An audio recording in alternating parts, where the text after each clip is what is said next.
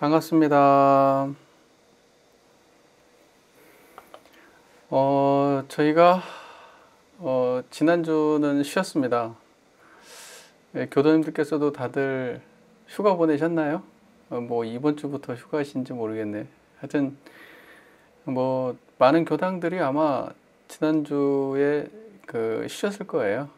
네, 저희 교당도 지난주 법회는 쉬었습니다. 그래서 그 전 법회 전주를 가족들과 함께 잘 지내다가 왔습니다. 일주 한 번 쉬었는데 굉장히 오래 쉰 것 같은 느낌이 드네요. 여러분들은 어떠신지 모르겠습니다. 공부가 계속 나날이 익어가시는지 모르겠어요. 배운 것이 많이 있겠지만은 머릿속에 남겨진 거는 별로 없으시죠? 그죠? 그거는 어쩔 수 없어요. 아마 여기 뭐 고등학생 앉혀놓고 대학생 앉혀놔도 지난 시간에 뭐 배웠어요? 지금까지 뭐 배웠어요? 그렇게 대뜸 물어보면 대답할 사람이 없어요. 근데 우리가 일상을 살아가는 데 있어서 놓치지 말아야 할 거 하나만 알면 됩니다. 원불교의 신앙의 대상과 수행의 표본이 뭔지 그거 하나만 명료하시면 그럼 이 공부 성공이고, 머릿속에 아무리 교리가 잘 정리되고 많이 알아도 이론상을 모르면은 이 공부는 사실은 큰 소득이 없는 공부가 되었다. 이제 그렇게밖에 말할 수가 없습니다. 네, 저희가 벌써 이제 공부를 한 3분의 2를 통과하고 있는 것 같아요. 그렇죠?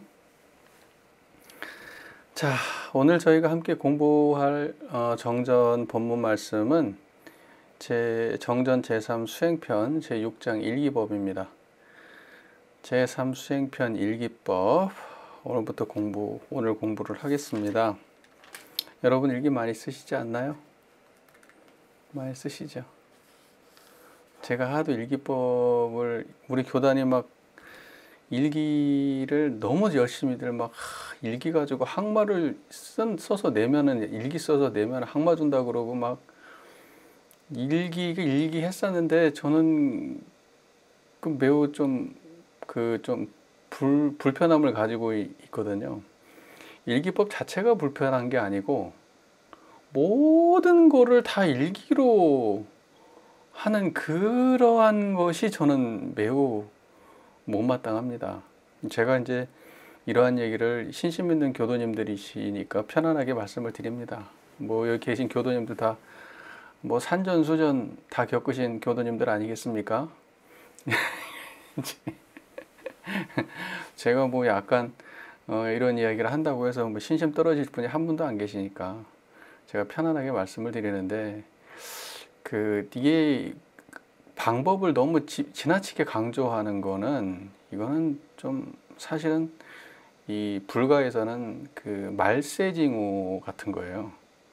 그러니까 이제 부처님이 계시던 당시에는 깨달음이 존재했겠죠. 방법이 중심이 아니고. 혹자는 이렇게 이야기를 할 거예요. 아니 방법이 없는데 어떻게 깨달아? 이렇게 하실 거예요.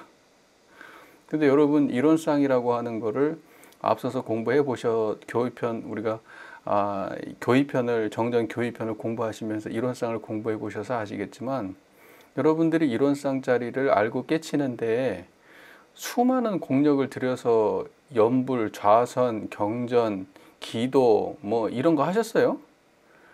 그냥 앉아가지고 들으면서 하셨죠? 가만히 집중해서 듣다 보면 그러면 이제 알게 되시는 거잖아요. 과거에 수많은 깨달음의 전통에서 거의 이런 식으로 깨달음을 전했지, 가만히 앉아서 들으면서 깨달음을 전했지, 신심을 가지고.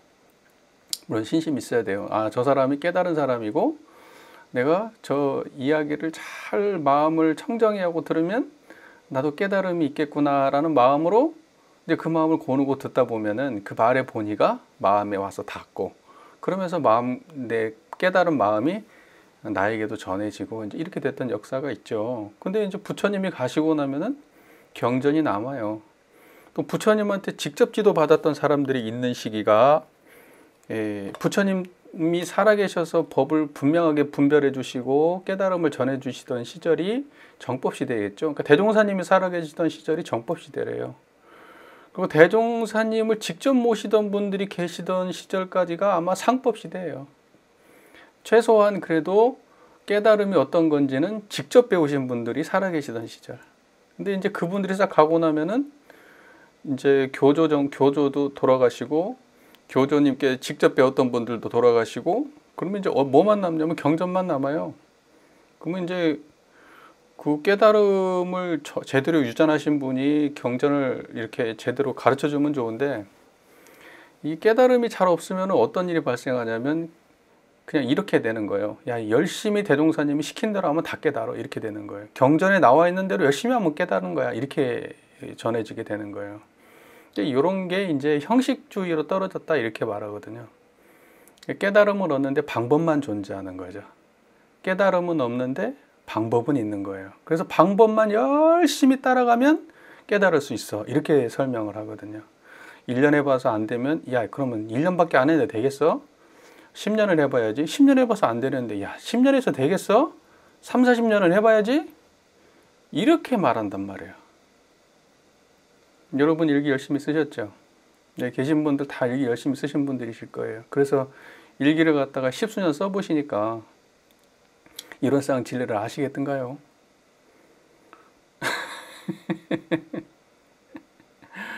여러분 일기라고 하는 게 이제 정기일기가 있고 상시일기라는 게 있잖아요. 그래서 우리가 정기훈련 11과목 중에서 정기일기하고 상시일기가 있는데, 정기일기는 사리연구 훈련 과목이고 상시일기는 작업치사 훈련 과목이라고 되어 있어요. 그래서 일기를 써보시니까 작업치사가 잘 되셔요? 그렇게 오래 써보니까? 일기를 열심히 써보니까 사리연구가 잘 돼요? 네.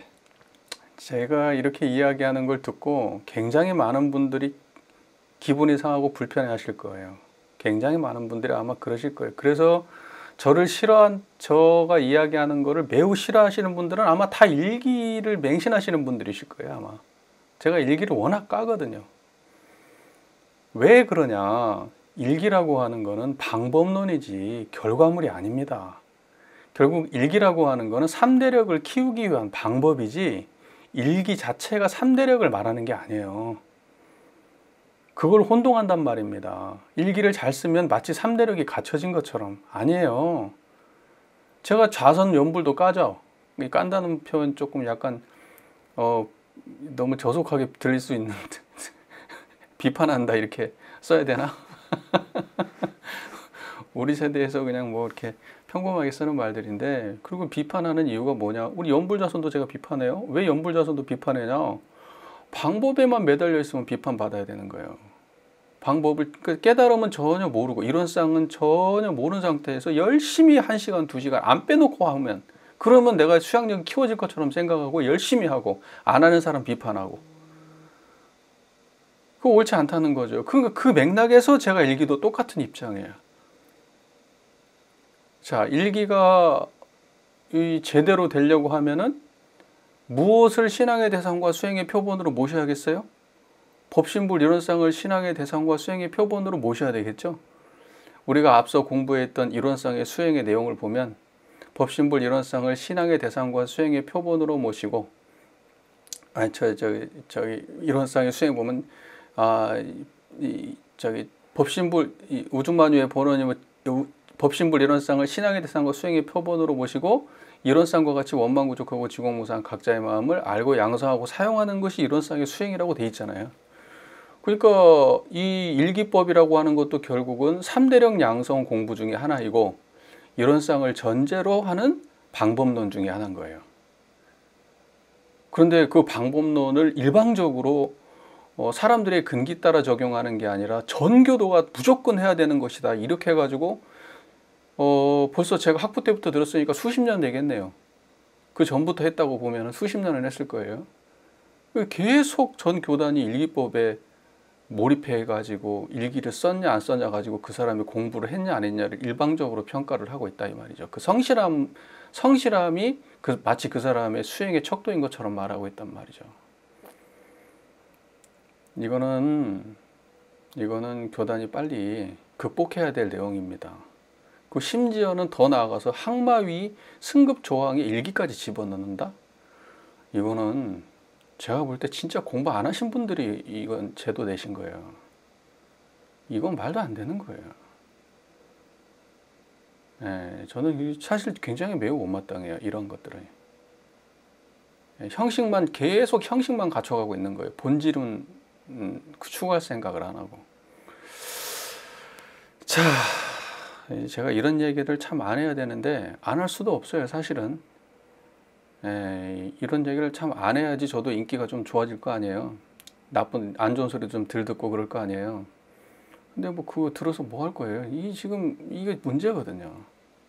문제예요. 아마 오늘 제가 요거를 갖다 편집해서 올리면은 이 어떤 분이 우연찮게 이거 일기법에 하도 관심 많은 분이 일기법 들어갔다 봤다가 시작부터 일기법에 대해서 안 좋은 소리 하는 거 보고 바로 회원 탈퇴하실 거예요, 아마.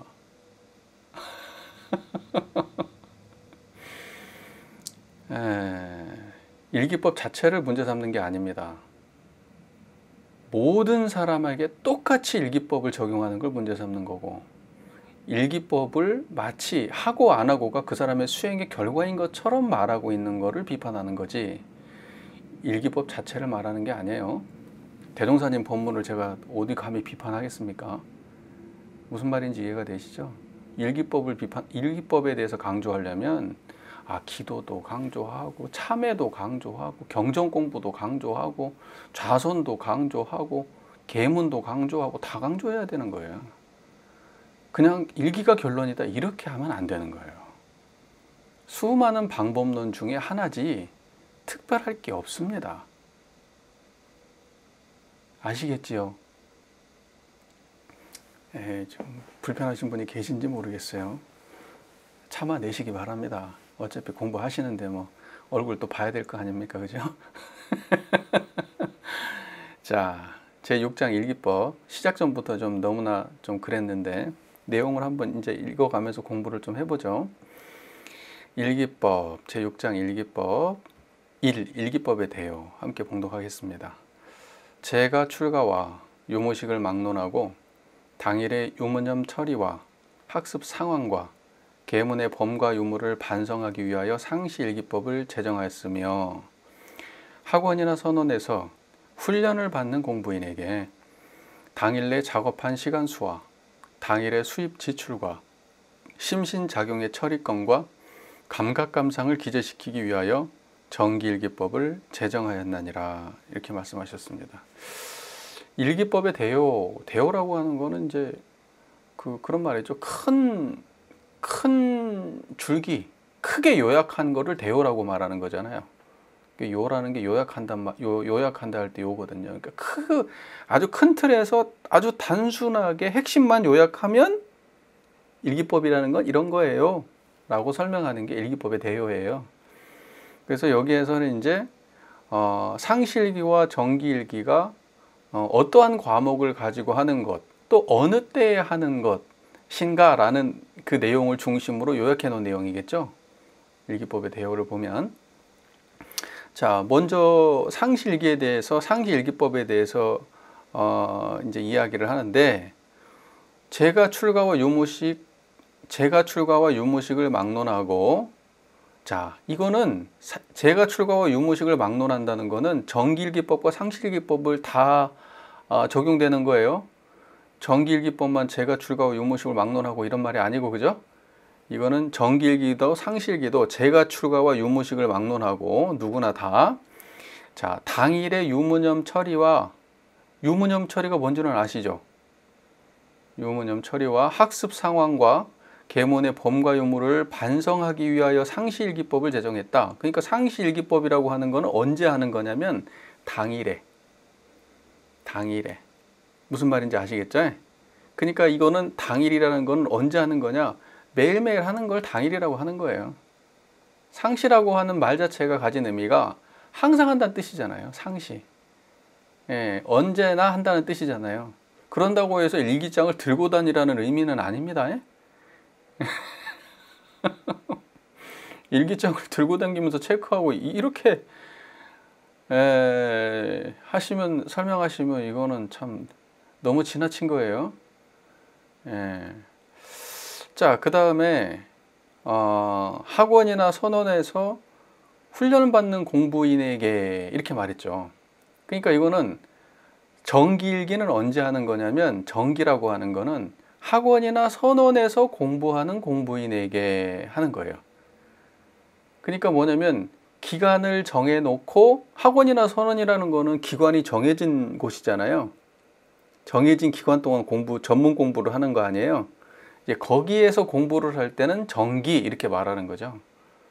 그래서 정기라고 하는 거는 정해진 기간에 하는 쓰는 기간. 그러니까 예를 들면 내가 선원에 들어갔다 그러면 선원, 학원에 들어갔다 그러면 학원에서 공부하는 기간 동안에 집중적으로 하는 게 그게 정기일기고, 상시는 매일 항상 쓰는 게 상시예요. 무슨 말인지 이해가 되시죠? 그러면 정기일기는 상시에 포함되는 내용이에요? 안 되는 내용이에요? 정기일기는 상시일기를 포함한 내용입니다. 정기는 1년 365일을 상시는 1년 365일을 상시라고 하는 거고, 그죠? 정기는 뭐냐? 요 사이에 내가 정해진 기간이에요. 요걸 정기라고 하는 거예요. 이해가 잘 되시죠? 네, 그러니까는 과거에 그 불과로 따지면은 동하선 3개월씩 추가 수행자들이 수행하러 들어가고, 그리고 나머지, 그러니까 총 6개월이죠. 6개월은 전문 수행을 하고, 그 다음에 또 6개월은 이제 쉰단 말이죠. 이제 돌아다니죠. 이제 이게 하나 짊어지고 이곳저곳 돌아다니면서 수행한단 말이죠. 예, 그래서 또 안것 때가 되면은 들어가서 또 이제 공부하고, 이제 그렇게 과거의 전통이 그런 것처럼 기간이 딱 정해졌으면 그걸 정기라고 하고, 1년 365일 하는 걸 상시라고 하는 거예요. 이해가 잘 되시죠? 그러니까 정기 때는 그러면 상시일기를 안 쓰는 거냐? 그렇게 볼 수는 없어요. 정기 때도 상시일기를 쓰는 거죠. 이해가 잘 되시죠? 그러면 상시 때는 정기일기를 굳이 써야 되냐? 이제 여기가 논란이 있는 거예요. 상시 때 굳이 정기일기를 써야 될까요? 쓰고 싶으면 쓰는 거고, 안 써도 되는 거예요. 왜? 그거는 정기에 하는 거니까요. 근데 정기일기를 지금 무조건 쓰라고 하죠. 네. 정기일기를. 네, 자, 그래서 이제 구체적인 내용을 한번 들어가 볼까요? 네. 일단은 구체적인 내용에 들어가기 앞서서 이 일기라고 하는 것은 여러분이 흔히 알고 있는 일기와는 다른 거겠죠. 우리가 보통 일기를 한다고 하는 거는 자기 하루의 삶을 기록하는 걸 일기라고 하잖아요. 내가 하루에 지내온 나의 하루의 삶을 기록하는 거예요. 그러니까 뭐 날씨도 쓰고 그렇죠? 뭐 오늘 어디를 갔다, 누구를 만났다, 언제 오후에는 뭘 먹었다, 그 다음에 또 누구를 만났다, 이렇게 그 오늘 하루에 자기의 일정을 쓰는 것을 다 일기라고 하고, 또 그 중에서 특별히 또 누구하고 안 좋았거나 좋았거나 또 어떤 이야기를 했거나 특별히 생각나는 게 있으면 내용을 더 쓸 수도 있고 그런 거잖아요. 이제 그런 게 일반 사람들이 생각하는 일기죠. 근데 이제 원불교에서 일기의 목적은 뭐겠어요? 하루를 기록하는 목적이 아니고요. 원불교의 일기의 목적은 연구력과 취사력을 키우는 게 일기의 목적이에요. 무슨 말인지 3대력을 양성하는 게 일기의 목적이에요. 그러니까 3대력 양성과 일기법이 부합하지 않는다고 하면 그 일기법은 엉뚱하게 하고 있는 거예요. 이해가 잘 되세요? 사람들이 일기를 쓰면서 너무나 구구절절 긴 일기를 쓰고 감상을 쓰고 그러는데, 한번 생각해 볼 일이에요. 그게 과연 수행을 위한 일기인지 남한테 글자 쓰는 거 자랑하기 위한 일기인지 생각해 볼 일이죠. 네. 자, 상시일기법부터 한번 읽어볼까요? 이 상시일기법. 유념, 무념은 모든 일을 당하여 유념으로 처리한 것과 무념으로 처리한 번수를 조사 기재하되 하자는 조목과 말자는 조목에 취사하는 주의심을 가지고 한 것은 유념이라 하고 취사하는 주의심이 없이 한 것은 무념이라 하나니 처음에는 일이 잘 되었든지 못 되었든지 취사하는 주의심을 놓고 안 놓은 것으로 번수를 계산하나 공부가 깊어가면 일이 잘 되고 못된 것으로 번수를 계산하는 것이요. 그러니까 1번은 유무념에 대한 내용이네요. 그죠? 상시일기 중에 유무념, 그 다음에 상시일기 중에 학습 상황이 2번이네요. 한번 읽어보죠. 학습 상황 중 수양과 연구의 각 과목은 그 시간수를 계산하여 기재하며 예회와 입선은 참석 여부를 대조 기재하는 것이요. 그 다음에 3번이 계문이네요. 계문에 대해서 보죠. 계문은 범과 유무를 대조 기재하되 범과가 있을 때에는 해당 조목의 범한 번수를 기재하는 것이요.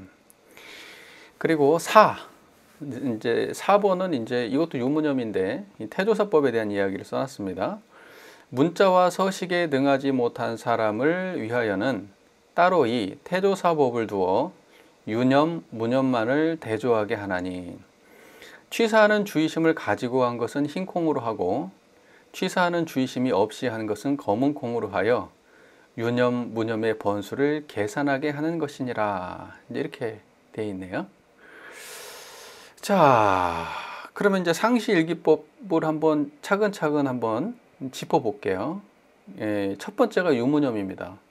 여러분 유무념 많이 들었잖아요. 유무념. 이게 유무념을 전 교단이 열심히 하고 있죠. 유무념을.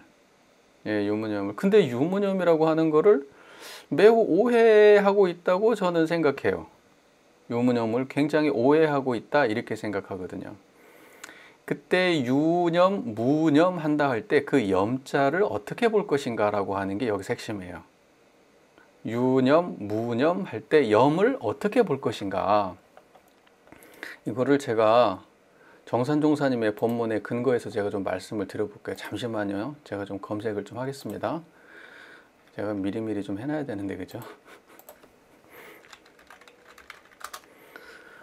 잠시만요.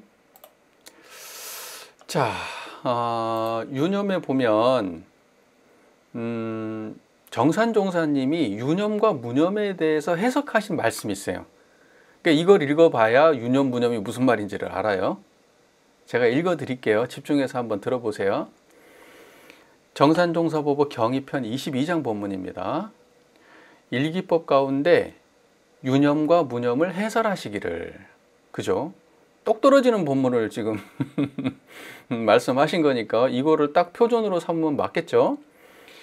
착심 없는 곳에 신령하게 알고 바르게 행함이 유념이니 이는 생각 없는 가운데 대중 있는 마음이요.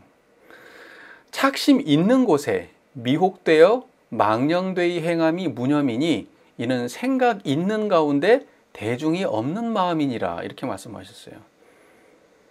이게 뭔 소리야? 참 진짜 말도 어렵다, 그죠? 근데 사실 어려운 말 아니에요. 여러분들은 별로 어렵지 않게 이 말씀을 이해하실 수 있어요. 왜? 그동안에 공부를 열심히 해오셨잖아요. 그러니까 이 유무념이라는 거를 명료하게 여러분들께서 우리가 제대로 알고 유무념 공부한다, 유무념 한다, 못한다 이런 말 하려면 그냥 종이 들고 다니면서 그냥 내가 지금 하기로 한 거 했냐 못했냐 체크하는 수준은 유무념 공부가 아니에요. 그거는 공부가 아니에요. 유무념 공부가. 분명히 말씀드립니다. 지금 현재 사람들이 하고 있는 그 공부는 유무념 공부 아니에요. 자, 이때 염이라고 하는 건 뭐냐? 염이 있다. 유념이라는 거는 염을 있게 한다. 무념이라고 하는 건 염을 없게 한다 할 때 염.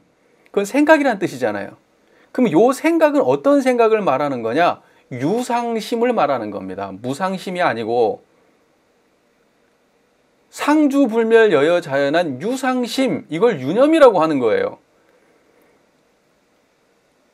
제가 왜 이렇게 유무념 공부를 비판하고 하느냐면 유무념, 지금 우리 교단에서 행해지고 있는 유무념에 제가 지금 장담하건데 아마 99%가 전부 99.9%가 다 유념을 무상심을 대상으로 하는 공부일 거예요.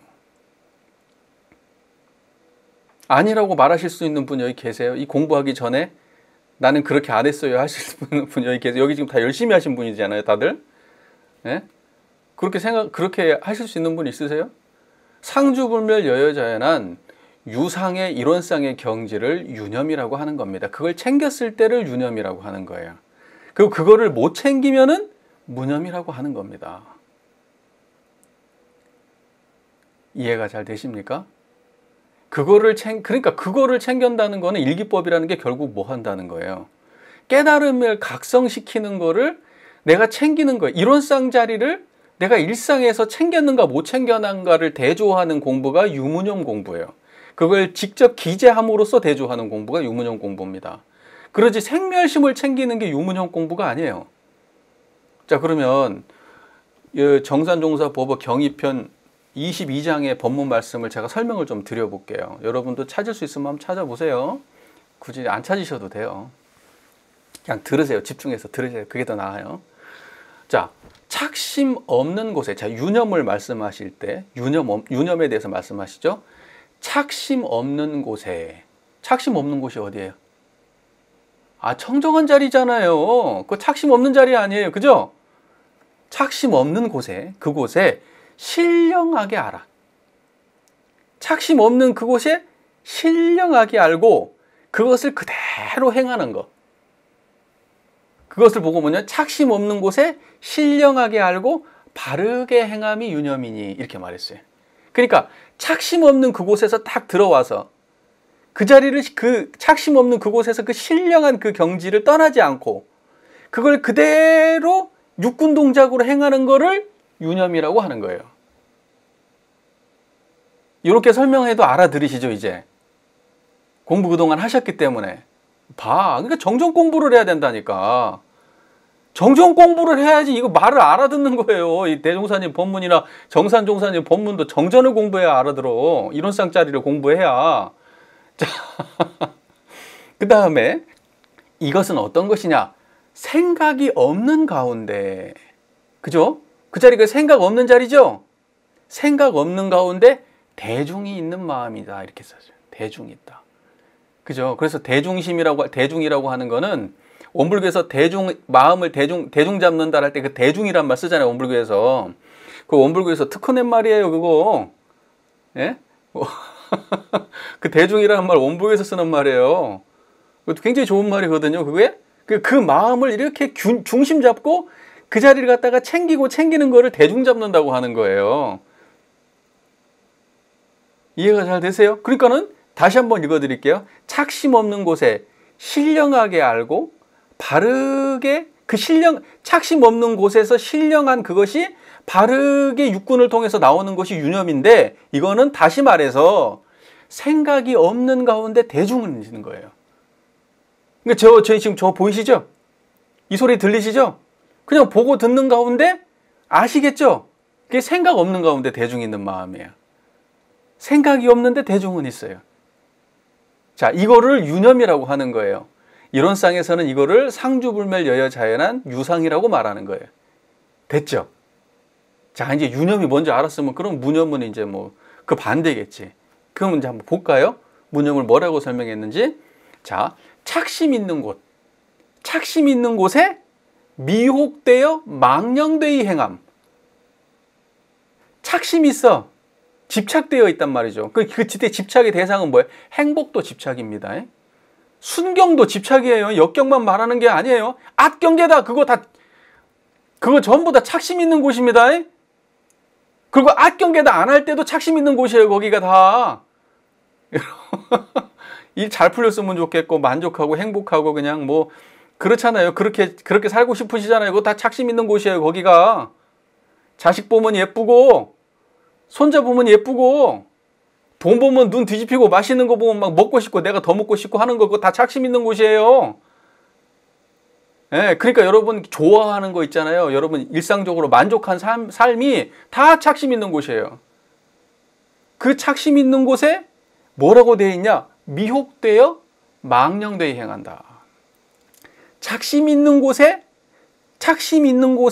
그곳에 끌려가지고 이 유상의 자리를 잊어버리고 착심에 끌려가지고 미혹되어서, 예? 본질을 모르고 깨달은 자리를 몰라가지고 망령되게 행하는 거예요. 생각으로 행하는 거, 감정으로 행하는 거, 판단으로 행하는 거, 그거를 전부 다 뭐라고 얘기하냐? 무념이라고 하는 거예요. 무념. 이해가 잘 되세요? 그 다음에 이는 생각 있는 가운데 대중이 없는 마음이다 그랬어요. 생각은 있는데 대중은 없어. 그죠? 여러분, 생각은 있는데 대중은 없어. 이때의 대중이라는 건 뭔 말이에요? 청정한 게 대중이에요. 청정한 자리, 유상심, 그 상주불멸 여여자연한 거, 그거를 드러내는 걸 대중이라고 하는 거예요. 그것을 드러내는 걸 대중 있다고 하고, 그걸 놓치면 대중 없다고 하는 거예요. 이해되세요? 이 말 이해되시죠? 그러니까 대중 없으면 무념이고 대중 있으면 유념이에요.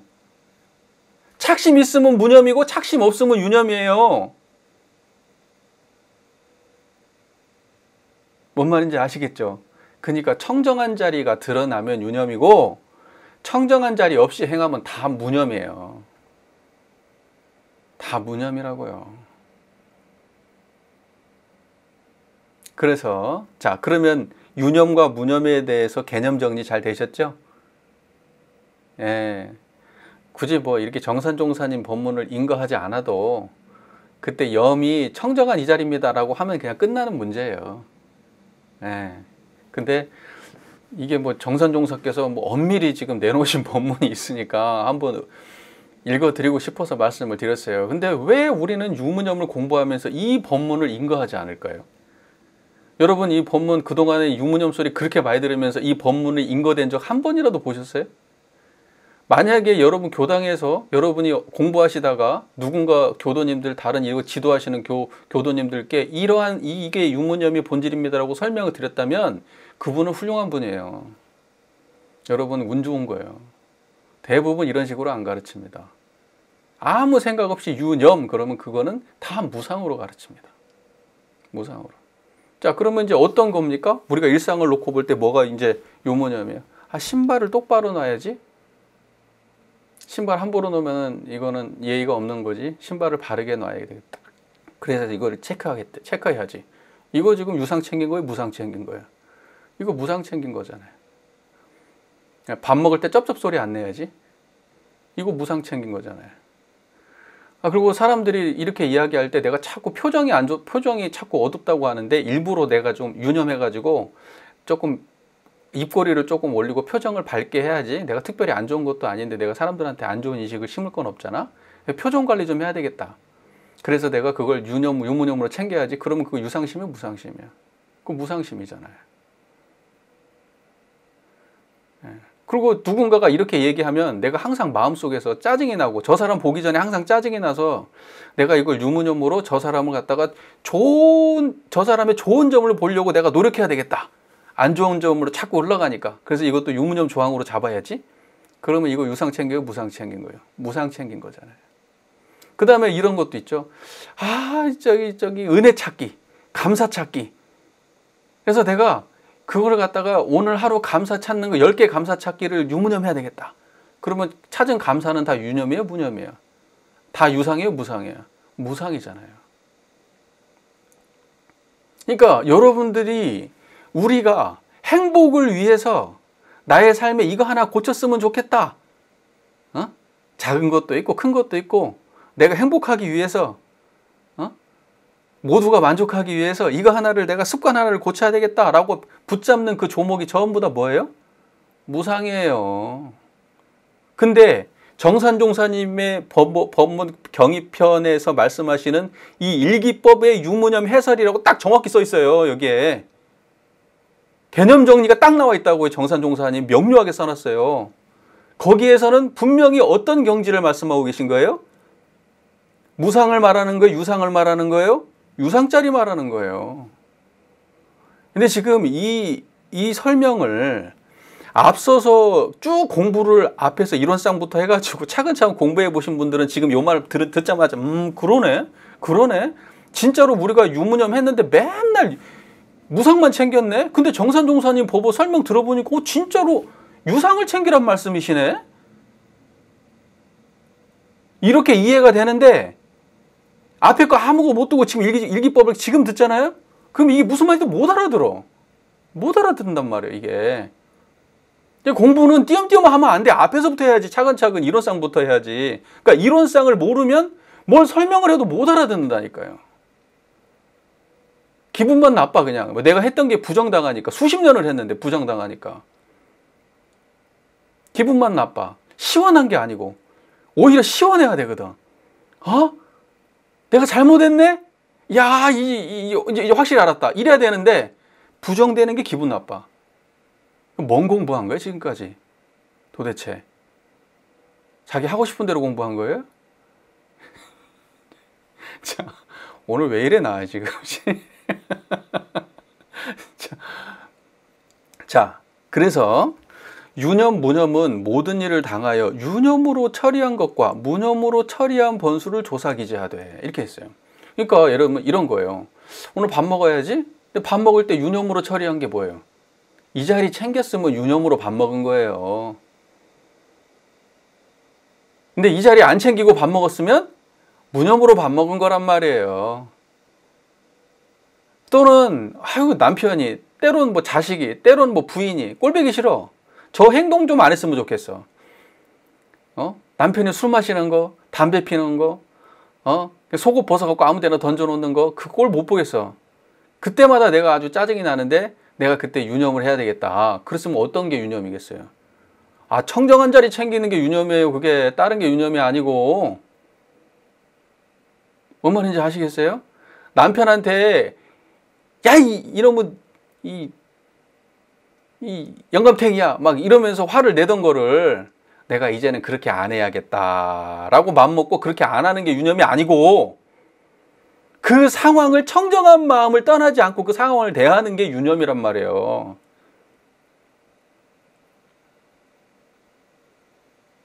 깔끔해야 되는데 지금 깔끔하신가 몰라.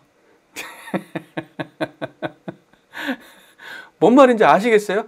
그러니까 어떤 걸 내가 원하는 방향으로 나의 행동을 설정해 놓고 그걸 했는지 안 했는지를 체크하는 게 유무념의 본질이 아니라, 그때에 지금 여기서 말씀하시는 착심 없는 곳에 신령하게 알고 바르게 행함이 유념이니 이는 생각 없는 가운데 대중 있는 마음이니라 라고 하는 그 경지를 내가 지금 거기에서 웃는 걸로 유념하는 게 아니고 그 마음을 그 상황에서 안 놓치고 챙기는 걸 유념이라고 하는 거예요.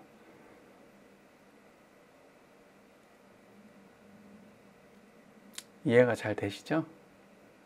좀 흥분하는 것 같은데 좀 가라앉아야 돼. 이거 하나 알면 얼마나 크면 유무념 공부가 성립 공부잖아요. 견성 공부고 양성 공부잖아요. 바로 들어오잖아요. 이제 이게 이제 이론상 모시는 공부가 맞구나. 유무념 공부라는 게 이론상하고 무관한 공부가 아니고 이론상의 경지를 드러내는 공부가 유념이었구나. 이렇게 이해가 돼야 되는 거예요. 그래서 모든 일을 당하여, 이때 모든 일이라고 돼 있네. 일은 어떤 것을 말하는 거죠? 일을? 모든 일을 할 때 일? 일이라 함은 사리영부 요지에 뭐라고 돼 있어요? 시비이해를 이름이니. 이렇게 돼 있잖아요. 그러니까 일이라고 하는 거는 시비이해를 이름이요. 이렇게 돼 있잖아요. 일과 이치. 근데 이치라고 하는 건 대소유무고 일이라고 하는 거는 시비이해라고 우리 사리영부의 요지에 밝혀주셨잖아요. 시비이해가 일이에요. 그러니까 정전에서 밝혀주신 일이라고 하는 건 시비이해를 말하는 거지, 여러분 먹고 자고 입고 싸고 하는 여러분의 생활을 일이라고 하는 게 아니에요. 사업해가지고 어떤 사업 성공하고 시험 합격하고 이런 것만 일이 아니란 말이에요. 내가 지금 행복하기 위해서 이런 것이 좀 이루어졌으면 좋겠다 할 때 그 일만 일이 아니고, 옳고 그름을 판단하고 이롭고 해로운 경계에 놓였을 때 내가 청정한 마음을 드러내는 것, 그게 유념이란 말이죠. 일이라고 하는 건 옳고 그른 일, 이롭고 해로운 일, 그 사이에서 유념하는 것. 이게 유념 공부예요. 그러니까 맨날 유념 공부를 어디에다 써먹어요, 여러분? 일이라고 하는 거. 그러니까 정전은 또 공부를 똑바로 안 하니까 일이라고 하는 거 그러면 각자가 처해진 내가 지금 극복해야 될 어떤 상황, 이걸 일이라고 이해하시는 거잖아요. 예? 그래가지고 그거 하나 해결하면 내가 행복해질 것 같으니까 지금 그거 해결하는 게 유무념, 조항을 잡아가지고 어떻게 해결해야지. 그거를 유무념이라고 생각하시잖아요. 그렇게 해석을 하는 것이 100% 틀렸다 이렇게 말하고 싶진 않아요. 하지만 그렇게만 해석해서는 안 된다는 게 제 입장이에요. 그리고 그거는 본질이 아니고 지말에 속하는 내용이죠. 마음을 그렇게 쓰니까 유념의 마음으로 그 상황을 대면하면 일도 자연히 잘 되는 이치가 있지. 유념의 경지는 놓쳐버리고 그 일을 잘하기 위해서 행위만 했냐 안 했냐만 따지는 그런 식으로 유무념 공부를 해버리면 그거는 마음 공부가 아니고 도학 공부가 아니에요. 일반 사람들도 하는 거예요, 그냥. 보통 사람들도 성실한 사람은 다 그렇게 살아요. 계획을 가지고. 계획 세워가지고 계획대로 하는 것을 유무념으로 잡는다? 세상 천지 그렇게 유치한 교리 해석이 어디 있습니까, 도대체. 예? 그게 무슨 불법이에요. 깨달음입니까, 그게.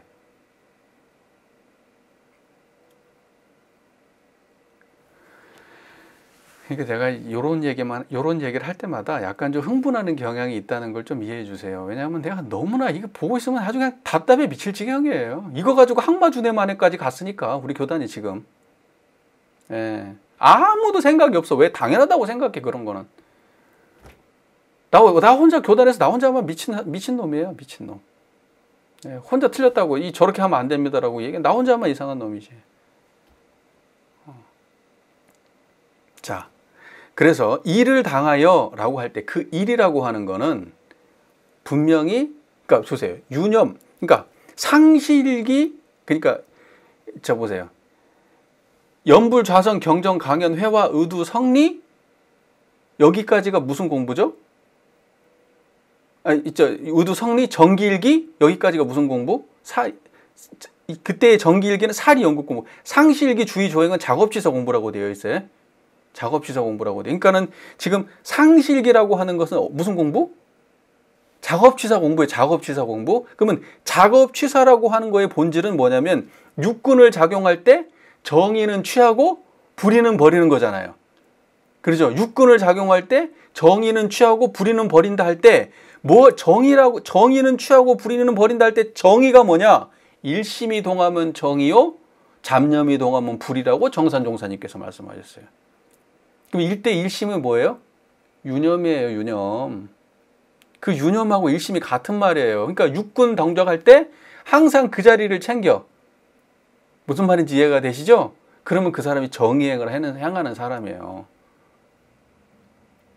그리고 작업치사가 되는 거예요. 그래 드디어 그 유무념 공부가 작업치사 공부가 되는 거예요. 그래서 그러니까 육군 동작하는데 유념이 없으면 작업치사 공부를 또 안 하는 거예요. 그거는.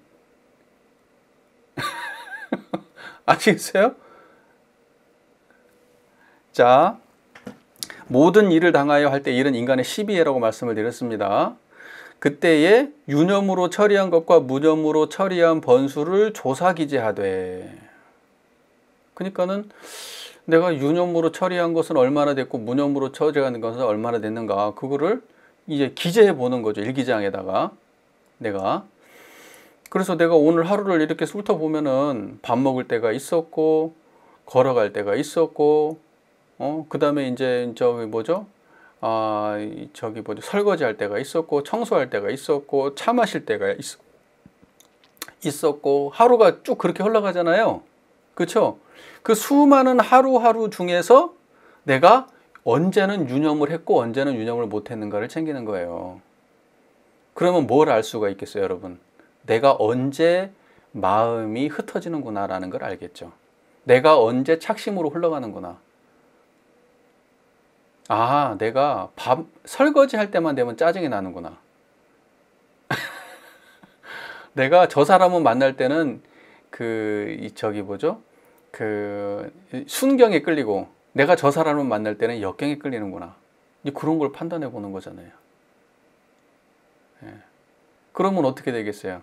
내가 하루를 살아갈 때 유무념을 챙기게 되면 내가 어느 곳에서 유념하지 못하는지를 파악하게 되고 어느 곳에서 유념하는지를 파악하게 되니까 내가 취사력이 생겨나겠어요? 안 생겨나겠어요? 내가 어느 곳에서 나를 놓치는 줄을 알게 되면 내가 그때 더 집중해서 하겠죠. 아, 내가 그때 더 집중해서 해야 되겠구나. 이런 마음이 나겠지. 공부하는 사람이라면. 그죠? 공부 안 한 사람은 의미 없고. 진짜 수행자라면. 그러면 그때도 그 마음을 챙기려고 노력해 보는 거죠. 근데 잘 돼요, 안 돼요? 잘 안 되겠지. 안 되는데 하고 하다 보면은 잘 되는 때가 오겠지. 그래서 결국에는 미워하는 사람도 수용할 수 있는 힘도 생기겠지. 하기 싫은 일도 받아들여질 때가 오겠지. 공부를 하다 보면.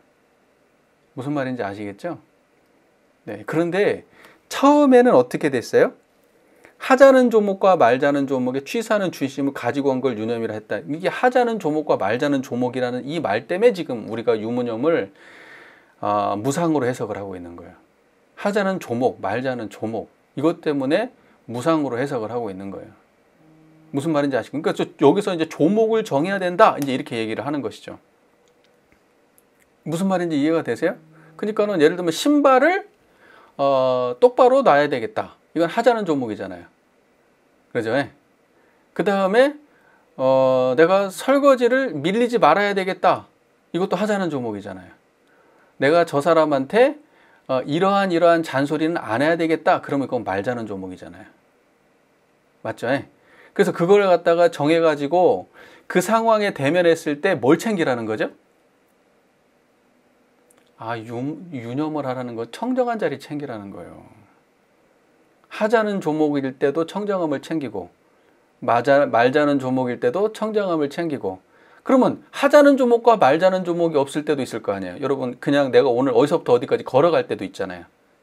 그럼 뭐 하자는 조목 말자는 조목이 어디 있어요. 그냥 걸어가는 건데 그렇잖아요. 그러면 그때는 어떻게 해요?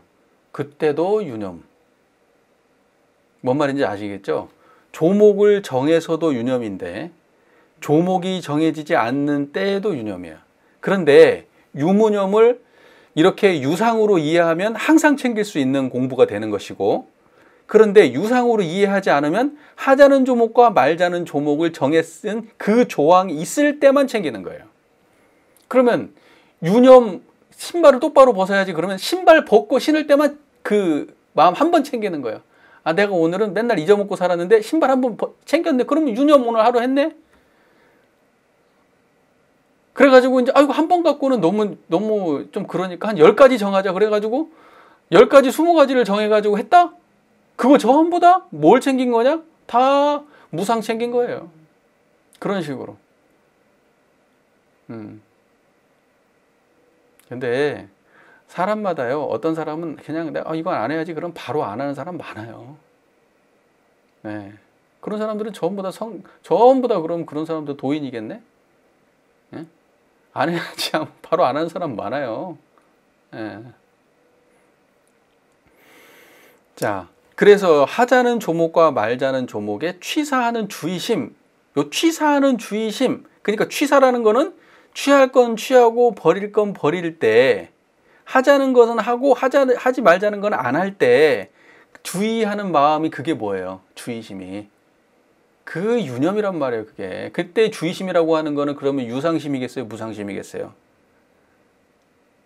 이걸 갖다가 유상심이라고 하는 거예요. 주의심은 무상심이 아니에요. 근데 사람들은 주의심을 뭘로 이해하냐면 무상심으로 이해를 해. 자, 그러면 다시 설명을 해드릴게요. 신발을 내가 똑바로 벗을 때 항상 함부로 벗으니까 신발을 똑바로 벗는 것을 유념 조항으로 삼았어요. 그러면 무심결에 그냥 탁 벗어놓고 들어가 버렸어. 그래서 그 조항을 챙기질 못했어. 내가 신발 똑바로 벗어야지 하는 그 생각을 챙기지 못했어. 그러면 이 사람은 그건 주의심이 없는 거야. 이렇게 판단을 한단 말이죠. 그거는 무상을 챙겼냐 못 챙겼냐죠. 무슨 말인지 이해가 되세요?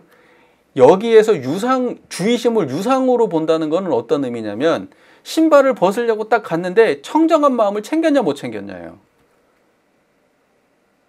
무슨 말인지 아시겠어요? 신발 똑바로 벗어야지 했으면 똑바로 벗는 그 순간에 청정한 마음으로 벗는 거예요. 이걸 주의심이라고 하는 거예요. 뭔 말인지 아시겠어요? 저를 보세요. 저를 보는데 저를 보세요. 이 소리를 듣는 저를 주의하고 계시죠? 주의하는 그 자리가 어떻게 생겼어요? 청정하잖아요. 저 보세요. 저를 보는데 집중하고 계시잖아요. 주의하고 계시잖아요. 그죠? 그때 그 마음이 청정한 자리, 그걸 주의심이라고 하는 거예요. 청정한 마음으로 신발을 벗는 거를 주의심이라고 하는 거예요.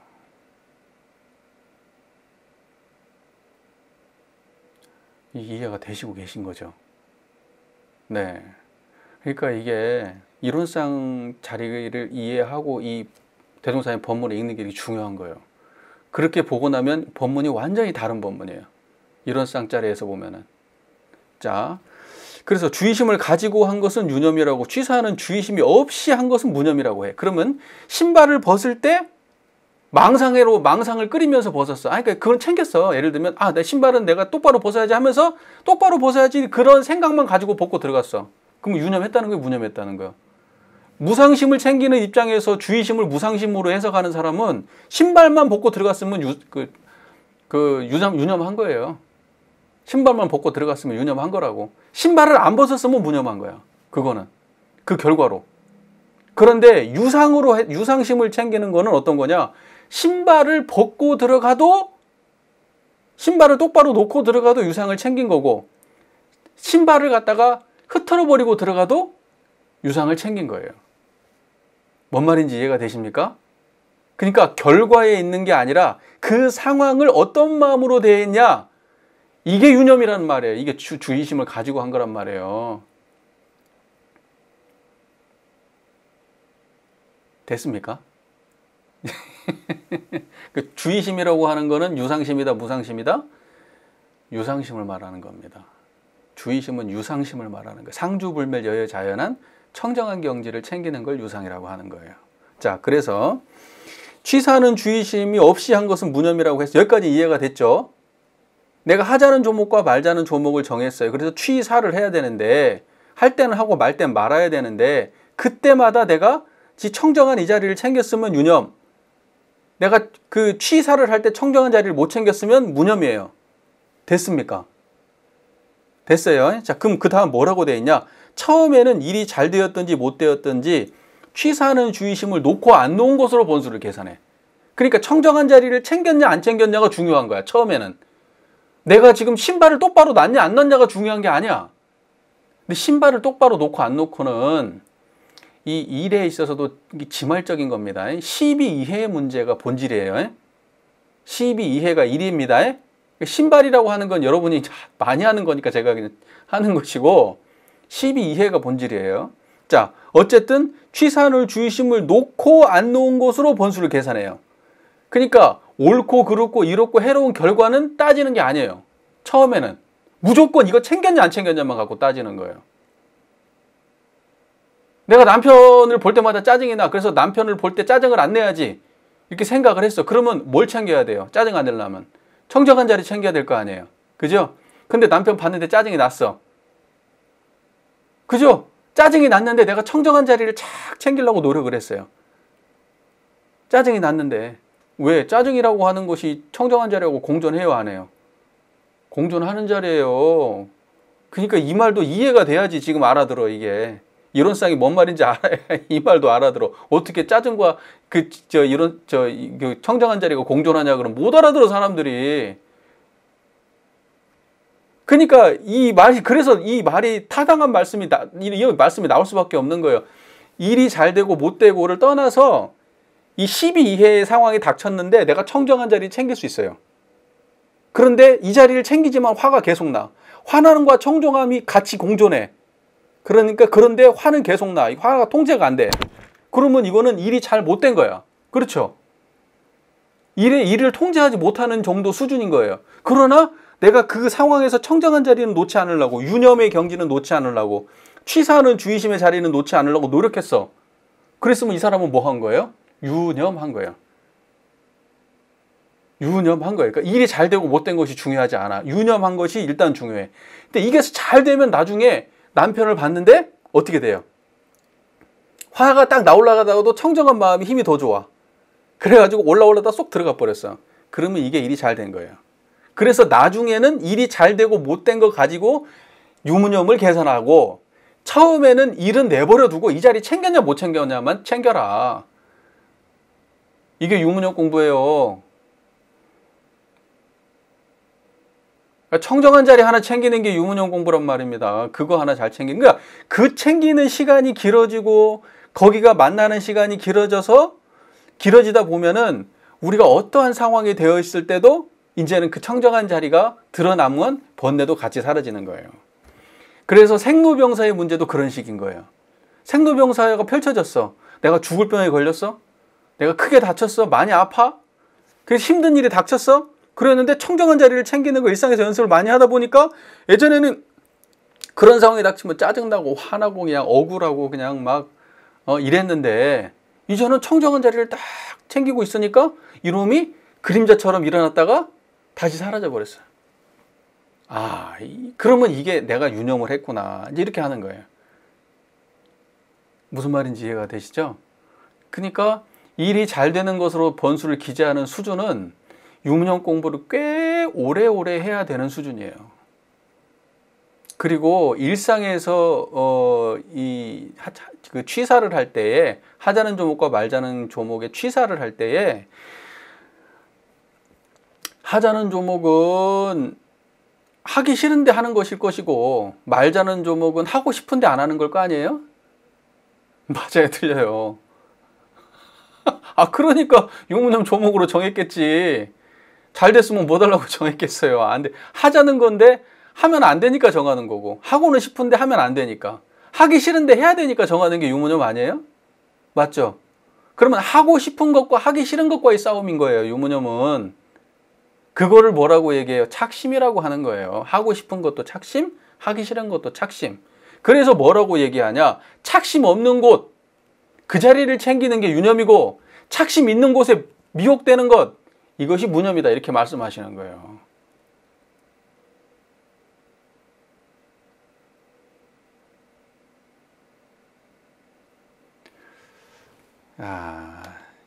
자, 그러면은 상시기법 유무념이라고 하는 게 어떤 공부인지 아시겠죠?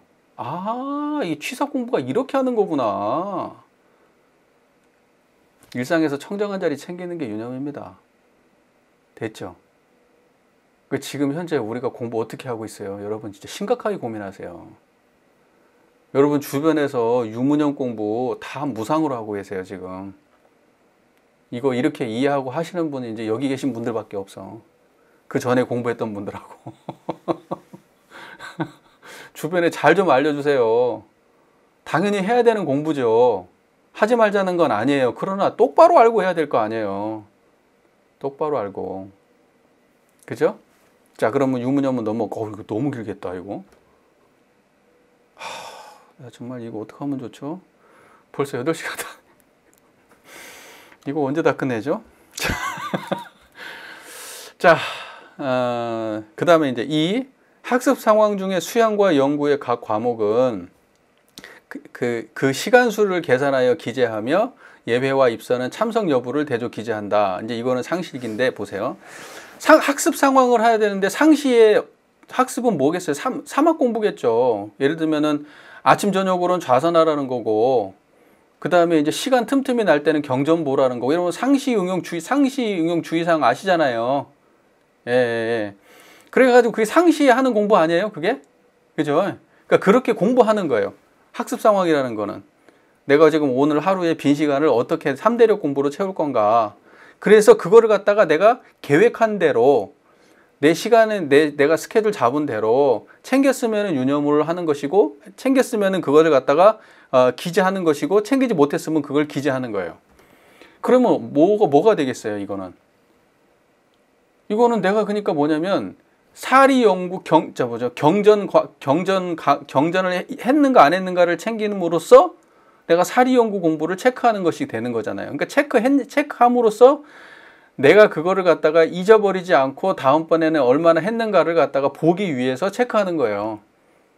무슨 말인지 이해가 되시죠? 그러니까 네. 그래서 학습 상황 중에 수양과 연구의 각 과목은 그 시간수를 기재하는 거예요. 내가 얼마나 했는가. 못했으면 못한 거고 10분 했으면 10분 한 거고. 네. 그리고 예외하고 입선은 참석했는가 못했는가만 하면 되는 거예요. 예. 별거 없죠?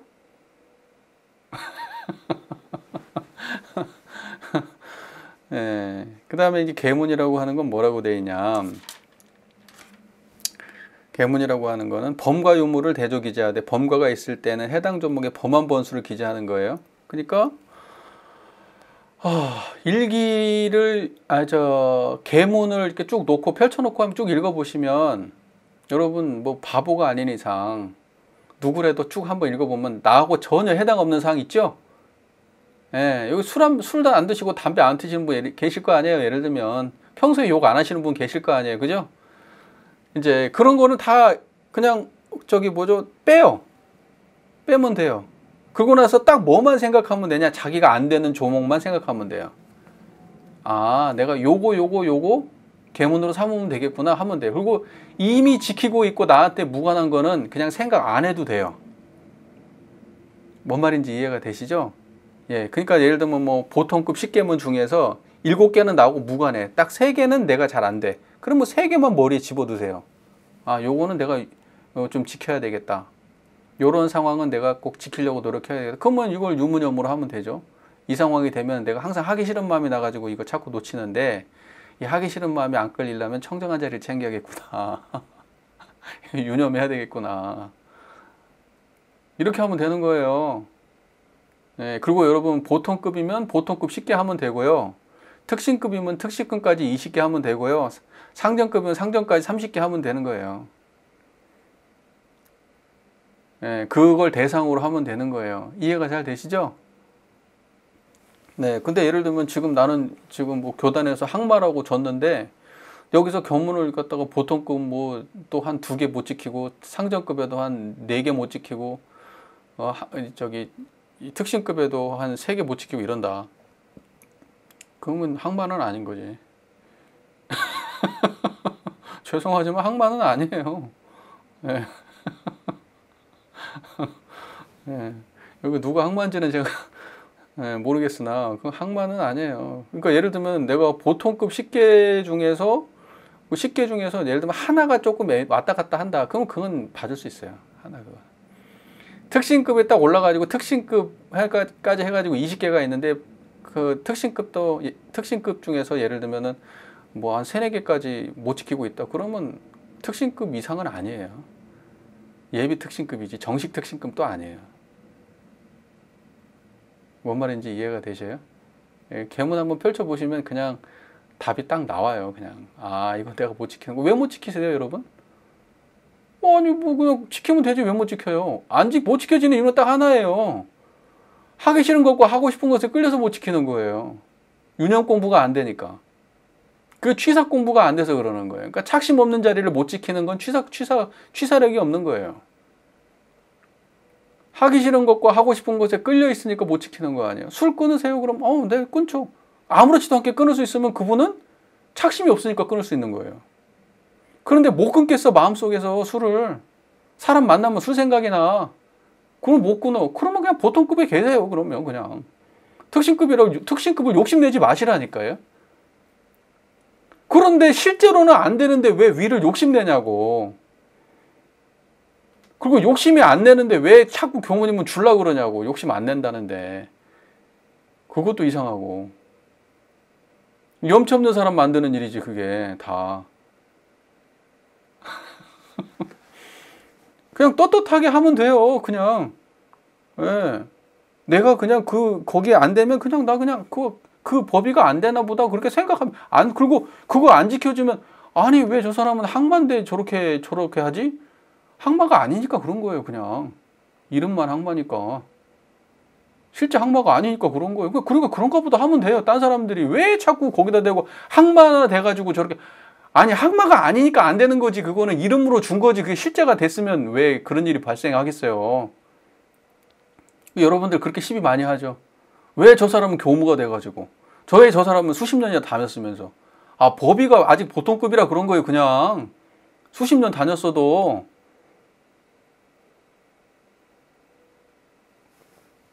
아니에요? 공부하시는 분들이니까 제가 이렇게 까놓고 말씀드리는 거, 이 소리 듣고 기분 나빠하실 분 수도 없을 거예요, 아마. 예. 그러니까 그냥 그렇게 생각하면 돼요. 교무도 교무라서 다 되는 게 아니에요. 법의가 안 되면 그냥 교무라도 보통급인 거예요. 예. 아니, 뭐 법의를 뭐 맨날 술 마시고 담배 피고 만약에 교무가 그런다. 교무가 돼가지고, 지금 그런 사람이 있다는 뜻이 아니에요. 예를 들어서, 우리 안 계시겠지만, 그런 분이 예를 들어서 있다 그러면, 맨날 술 마시고 담배 피고, 그럼 보통급이지. 그게 무슨 특신급이에요. 특신급 아니지. 뭔 말인지 아시겠죠? 그러니까 그분의 신분이 중요한 것도 아니고, 그냥 법의가 안 된다 그런 거야. 법의가 안 돼서. 그러니까 교무도 시비하지 마세요. 뭘 교무를 시비해. 자기도 잘 못하면서. 자기도 잘 못하면서, 자기도 보통급이면서 뭐 자꾸 자기도 20년, 30년 다녔는데 보통급이면서, 교무라고 뭐 특별해서 뭐 교무가 갑자기 뭐, 교무 되자마자 뭐 항마 왜 돼요? 똑같아. 그래서 대종사님께서 재가나 출가나 상관없다고 법의만 따지지 무슨 재가 출가를 따지냐 하신 거 아니에요? 법의만 따지는 거예요. 원불교는 재가 출가 안 따져요. 남자 여자 안 따져요. 선악귀천 안 따져요. 법의만 따지지. 그래서 교당에서 오래 다니셨는데 참 행실이 좀 거시기 하다 그러면 이게 오래 다녔지만 보통급이신가 보다 공부가. 그렇게 생각하면 되는 거예요. 보통급이 그러는 건 보통급이니까 인정해 줘야지. 보통급이라고 그러는데 안 그래요? 이 초등학생이 지금 5학년 문제를 못 푼다고, 5학년이 됐는데 5학년 문제를 못 푼다. 그러면 공부를 안 해서 그랬겠지. 5학년이나 됐는데 왜 이 문제를 못 풀어? 그렇게 말하면 뭔 소용이야, 그게. 5년을 다녔는데 공부를 안 해서 그런 거를. 자, 제가 말 좀 세게 드립니다. 네. 그러면 현실 파악을 제대로 하자고. 제가 이 말을 좀 세게 드립니다. 자, 그래서 번수를 기재하는 거예요. 그 다음에 네 번째, 문자와 서식에 능하지 못한 사람을 위하여는 따로의 태조사법을 두어서, 이거 예전에 대종사님 때는 이 태조사를 많이 했어요. 대종사님 시절에. 왜냐면 글을 모르시는 분이 많아가지고 그 일기에다가 뭐 숫자를 적고 이렇게 할 수가 없어요. 그러니까는 콩으로 세는 거예요. 이 검정콩하고 흰콩을 가지고 이렇게 주머니에다가 이렇게 이 금정콩 흰콩을 담아가지고 내가 유념했으면 흰콩 넣고 무념했으면 검정콩을 넣는 거예요. 그래갖고 모아가지고 콩 숫자를 세보면 나오니까. 그 태조사법을 응용해가지고 요새 뭐 유무념 개수기도 나오지, 시계에다가 넣어가지고 예전에 그런 것도 나오고 누르는 것도 나오고 이제 그렇게 하는 거예요. 그 태조사법을 응용한 거예요. 근데 이 태조사법은 본질이 뭐냐면 글을 모르는 분들을 위해서 그렇게 한 거예요. 글을 모르는 분. 근데 글을 몰라도 이 자리는 챙길 수 있다 없다? 챙길 수 있는 거예요. 그래서 이 자리는 이 공부라고 하는 거는 남녀노소 선악귀천을 유무식 남녀노소 선악귀천을 막는다고 누구나 하는 공부인 거예요. 그러니까 대종사님 뭐라 했어요? 재가 출가와 유무식을 막론하고 이렇게 써놨잖아요. 재가 출가와 유무식을 막론하고. 그래서 그 유무념의 방법으로 도입했던 게 태조사예요. 대종사님의 태조사의 정신은 뭐냐면 모든 사람들을 다 유념을 챙길 수 있게 하기 위해서 도입했던 거예요. 그게 대종사님의 정신이에요. 무슨 말인지 아시겠죠? 그러니까 머리가 안 좋으면 안 좋은 대로 청정한 자리 챙길 수 있고, 못 배웠으면 못 배운 대로 청정한 자리 챙길 수 있는 거지. 이게 도학 공부가 무슨 암기하고 집어넣는 공부가 아니에요. 청정한 이 유념을 일상에서 할 수 있냐 없냐가 이게 도학 공부지. 그러니까 평범한 촌노가 저기 그냥 밭에서 할머니가 유념 공부 잘하면 부처되는 거예요.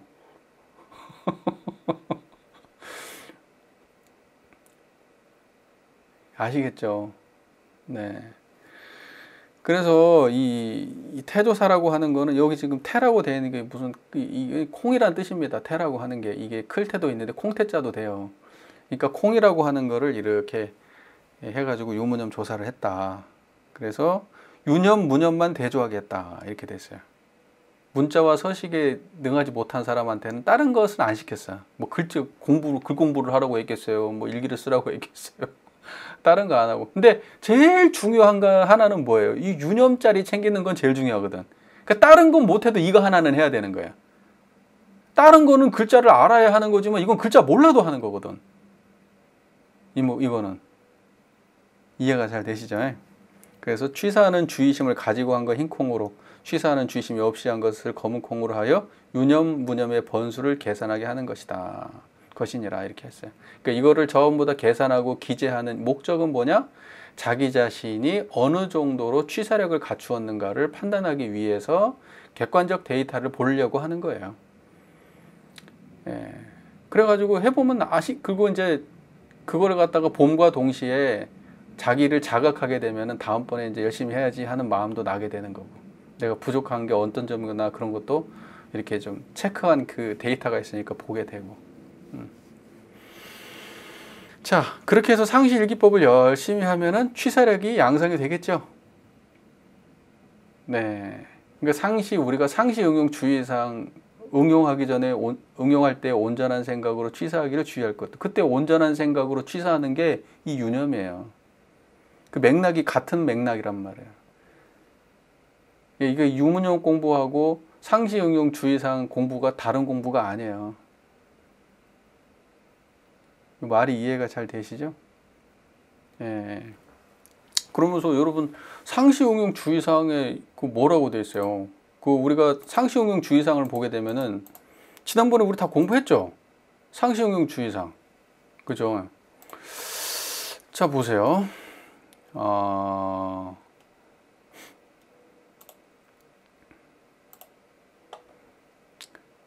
상시훈련법에 보면 이렇게 나와 있어요. 응용하는데 온전한 생각으로 취사하기를 주의할 것이요. 응용하기 전에 응용의 형세를 보아 미리 연마하기를 주의할 것이요. 노는 시간 있고 보면 경전복귀 연습하기를 주의할 것. 근데 경전복귀 연습하는 거는 학습 상황 체크하는 거예요. 2번이에요. 그죠? 그리고 응용하는데 온전한 생각으로 취사하는 거는 유념 공부예요. 유무념 공부예요. 같은 맥락입니다. 그거 응용하기 전에 응용의 형세를 보아서 미리 연마하는 것도 유무념 공부예요. 그래서 항상 제가 유무념 이때 상시응용 주의사항 설명할 때 뭐라고 말씀드렸어요. 내가 어떠한 상황에 처했을 때 이 청정한 자리 놓칠 것 같은 상황을 미리 다 판단해가지고 내가 그걸 놓치지 않으려고 마음을 먹는 거잖아요. 그걸 정선종사님 이 대도에 어긋나지 않기를 챙기는 것을 말한다 이렇게 돼 있잖아요. 지난번에 제가 말씀드렸어요. 이 대도라는 게 청정한 자리 말하는 거예요. 유념자리. 그리고 경전복귀 연습하기를 대강 마친 사람 의디 연마하는 것, 이것도 학습 상황에 속하는 거죠. 석반 후 살림에 대한 일이 잠자기 전 남은 시간 새벽에 정신을 수양하게 연불자선하기를 주의하라. 이것도 여기 지금 학습 상황 이거 하는 거잖아요. 그리고 처리권을 생각해 보되 하자는 조목과 말자는 조목이 실행이 되었는가 못 되었는가 대조하기를 주의하라. 이것도 뭐예요? 이 대도에 어긋나는 거를 대조하라고 돼 있잖아요. 그러니까 이게 유념 대조하는 거잖아요. 이게 지금 이해가 되시죠? 제가 지금 너무 빨리빨리 설명하고 있는지 모르겠네. 지난번에 공부하셨으면 이 말 이해되실 거예요. 그 다음에 교당 내왕시 주의사항은 이렇게 선기 때는 어떻게 하고 뭐 했는데 이게는 뭐라고 적으라고 됐어요? 참석했는가 안 했는가만 적으면 된다 이렇게 돼 있죠. 그러니까 결국 우리가 상시훈련법에 나와 있는 상시응용 주의사항과 교당 내왕시 주의사항을 점검하는 게 상시일기법이에요. 그러니까 이때 온전한 생각이라는 것과 이 유무념 할 때 유념을 다르게 보면 된다 안 된다? 안 된다. 같은 거다. 됐습니까? 자, 그 다음에 정기일기법 볼까요? 정기일기법. 정기일기법을 한번 처음부터 끝까지 읽고 그 다음에 이제 이야기 좀 나눠볼게요. 3. 정기일기법 1. 당일의 작업시간 수를 기재시키는 뜻은 주야 24시간 동안 가치 있게 보낸 시간과 허망하게 보낸 시간을 대조하여 허송한 시간이 있고 보면 뒷날에는 그렇지 않도록 주의하여 잠시라도 쓸데없는 시간을 보내지 말자는 것이요. 이 당일의 수입 지출을 기재시키는 뜻은 수입이 없으면 수입의 방도를 준비하여 부지런히 수입을 장만하도록 하며, 지출이 많을 때에는 될 수 있는 대로 지출을 줄여서 빈곤을 방지하고 안락을 얻게 함이며, 설사 유족한 사람이라도 놀고 먹는 배풍을 얻게 하며. 3. 심신작용의 처리권을 기재시키는 뜻은 당일의 시비를 감정하여 죄복의 결산을 알게 하며 시비 이해를 밝혀 모든 일을 작용할 때 취사의 능력을 얻게 하며. 4. 감각이나 감상을 기재시키는 뜻은 그 대소유무의 이치가 밝아지는 정도를 대조하게 합니다. 이렇게 되어 있어요. 정기일기법 한번 볼게요. 당일의 작업시간 수를 기재시키는 뜻은 주야 24시간 동안 가치 있게 보낸 시간과 허망하게 보낸 시간을 대조하여 허송한 새가 시간이 있고 보면 뒷날에는 그렇지 않도록 주의하여 잠시라도 쓸데없는 시간을 보내지 말자는 것이 이렇게 돼 있잖아요. 그러니까 핵심은 뭐냐면, 핵심은 쓸데없는 시간 보냈는지 안 보냈는지를 체크해 보라는 뜻이에요. 한마디로 하루를 사는데 쓸데없이 보낸 시간과 쓸데없이 보낸 시간과 가치 있게 보낸 시간을 분석해 보라고요. 예. 근데 그거를 정기일기법에 넣어놨어요. 왜 그랬어요? 그거는 많이 해볼 필요가, 매번 똑같은 일을 할 필요가 없어요. 집중해가지고 조금만 해보면, 정기 시간에 집중해가지고 조금만 해보면, 그러면 내가 일생 어떻게 살아왔는지 금방 알게 돼 있어요. 맞아요, 틀려요.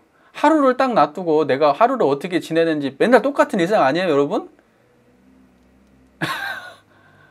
매일매일이 그냥 달라요? 엄청 달라요, 매일매일이? 아니잖아요. 일어나서 그 다음에 뭐 하고 직장인도 똑같고 뭐 운동선수도 똑같고 뭐 학교 다니는 애들도 똑같고 다 똑같아요. 퇴임해가지고 사시는 분들도 똑같고 노인분들도 똑같고, 에? 대충 비슷하잖아요. 교무도 마찬가지예요. 하루가 뭐 얼마나 달라요. 아침부터 저녁까지 대충 짜여진 일과죠. 그죠? 네, 그러니까 근데 그거를 갖다 반복되는 일상인데 뭐 매일매일 체크할 필요는 없어요. 시간을 들여가지고 면밀하게 스스로를 돌아보면 알 수 있어요. 그렇죠? 그래가지고 내가 이 시간대를 주로 허망하게 보내는구나. 내가 이 시간대를 참 허망하게 보내는구나. 이 시간대는 좀 뭔가 다른 걸로 좀 채워야 되겠다. 그러면 뭘로 채워야 될까요? 놀고 먹는 시간이 있으면 뭐라고 돼 있어요? 경전복귀 연습하기를 주야로 돼 있잖아요. 그러니까 내가 허망하게 보낸 시간에 딴 거 하지 말고 뭐 하면 돼요? 경전 보면 돼요. 요즘에는 경전 보기 힘드시죠? 눈도 어둡고 또 글자만 보면 잠 오고 그러잖아요. 저도 글자만 보면 잠 와요. 그래가지고 잠 안 올 때 수면제예요, 책 보는 게. 딱 엎드려가지고 책을 딱 펴가지고 몇 자 보면 벌써 잠이 싹 와요. 그러니까 이제 그렇게 해가지고 그 시간대를 어떻게 채울 건가. 그러면 여기서 또 이제 오해하면 안 되는 거. 그러면 쉬는 시간은 어떻게 할 거예요? 또 사람들 만나가지고 대화하고 노는 시간도 있잖아요. 그죠? 그럼 그건 어떻게 할 거예요? 그것도 저번보다 험하고 가치 없는 시간이에요? 아니죠. 그것도 챙기실 거예요. 근데 이제 어떤 게 허망한 시간, 가치 없는 시간이냐면 무료해가지고 심심해 하다가 이제 드라마 보면서 이제 시간 보내고, 심심해 하다가 그냥 누구 만나갖고 야 우리 저기 찜질방이나 가자 이제 그러고 심심해가지고 뭐 하는 거 있죠? 그런 게 허망하게 보내는 시간들이, 심심해가지고 보내는 시간. 그러니까 지금 현대사회에서 놀 거 신나게 노시고요. 친구 만나서 카페도 가시고요. 저희 어머니 같은 경우에는 이제 목욕탕을 자주 가시나 봐요. 매일 목욕탕 가나 보더라고요. 목욕탕 가가지고 동네 아주머니들하고 수다도 좀 떠세요. 그렇게 살고, 그리고 남는 시간에는 공부 조금 더 하시면 돼요. 아시겠죠? 그리고 이제 내가 공부에 조금 더 관심이 있고 좀 더 공부를 잘하고 싶다 그러면 그런 시간들 조금 더 줄이시면 되는 거예요. 너무 부담 가지면서 이걸 받아들이지 마세요. 저는 이걸 너무 빽빽하게 이해해가지고 뭐 하시는 분들 너무 한편으로는 대단하지만 저건 누구나 다 할 수 있는 일은 아닌데 라는 생각도 사실 하거든요. 네. 이 공부가 유년만 챙기면 되는 공부인데 뭐 그렇게 뻑뻑하게 해요. 특히 이제 연세가 많고 그러면은 글 공부 많이 하려고 하지 말고 청장 한 자리만 많이 챙기면 돼요. 뭔 글 공부를 많이 해요. 머릿속에 하나도 안 들어가는데. 청장 한 자리 챙기고 이제 내생 준비하면 되죠. 착심 끊는 연습하는 거지. 계속 사람 만나가지고 화내고 짜증내고 했던 그런 마음들 정리하고 내가 애착 갖는 그런 것들도 다 이제 내려놓고 좀 베풀고 나누고 그렇게 살면서 노년을 정리하면 훌륭한 노년이지. 그게 아프면 아픈 것도 좀 받아들일 줄 알고. 네, 그랬으면 좋겠네요. 제 바람은 저희 어머니 아버지한테 바라는 마음이겠지. 그런 건가.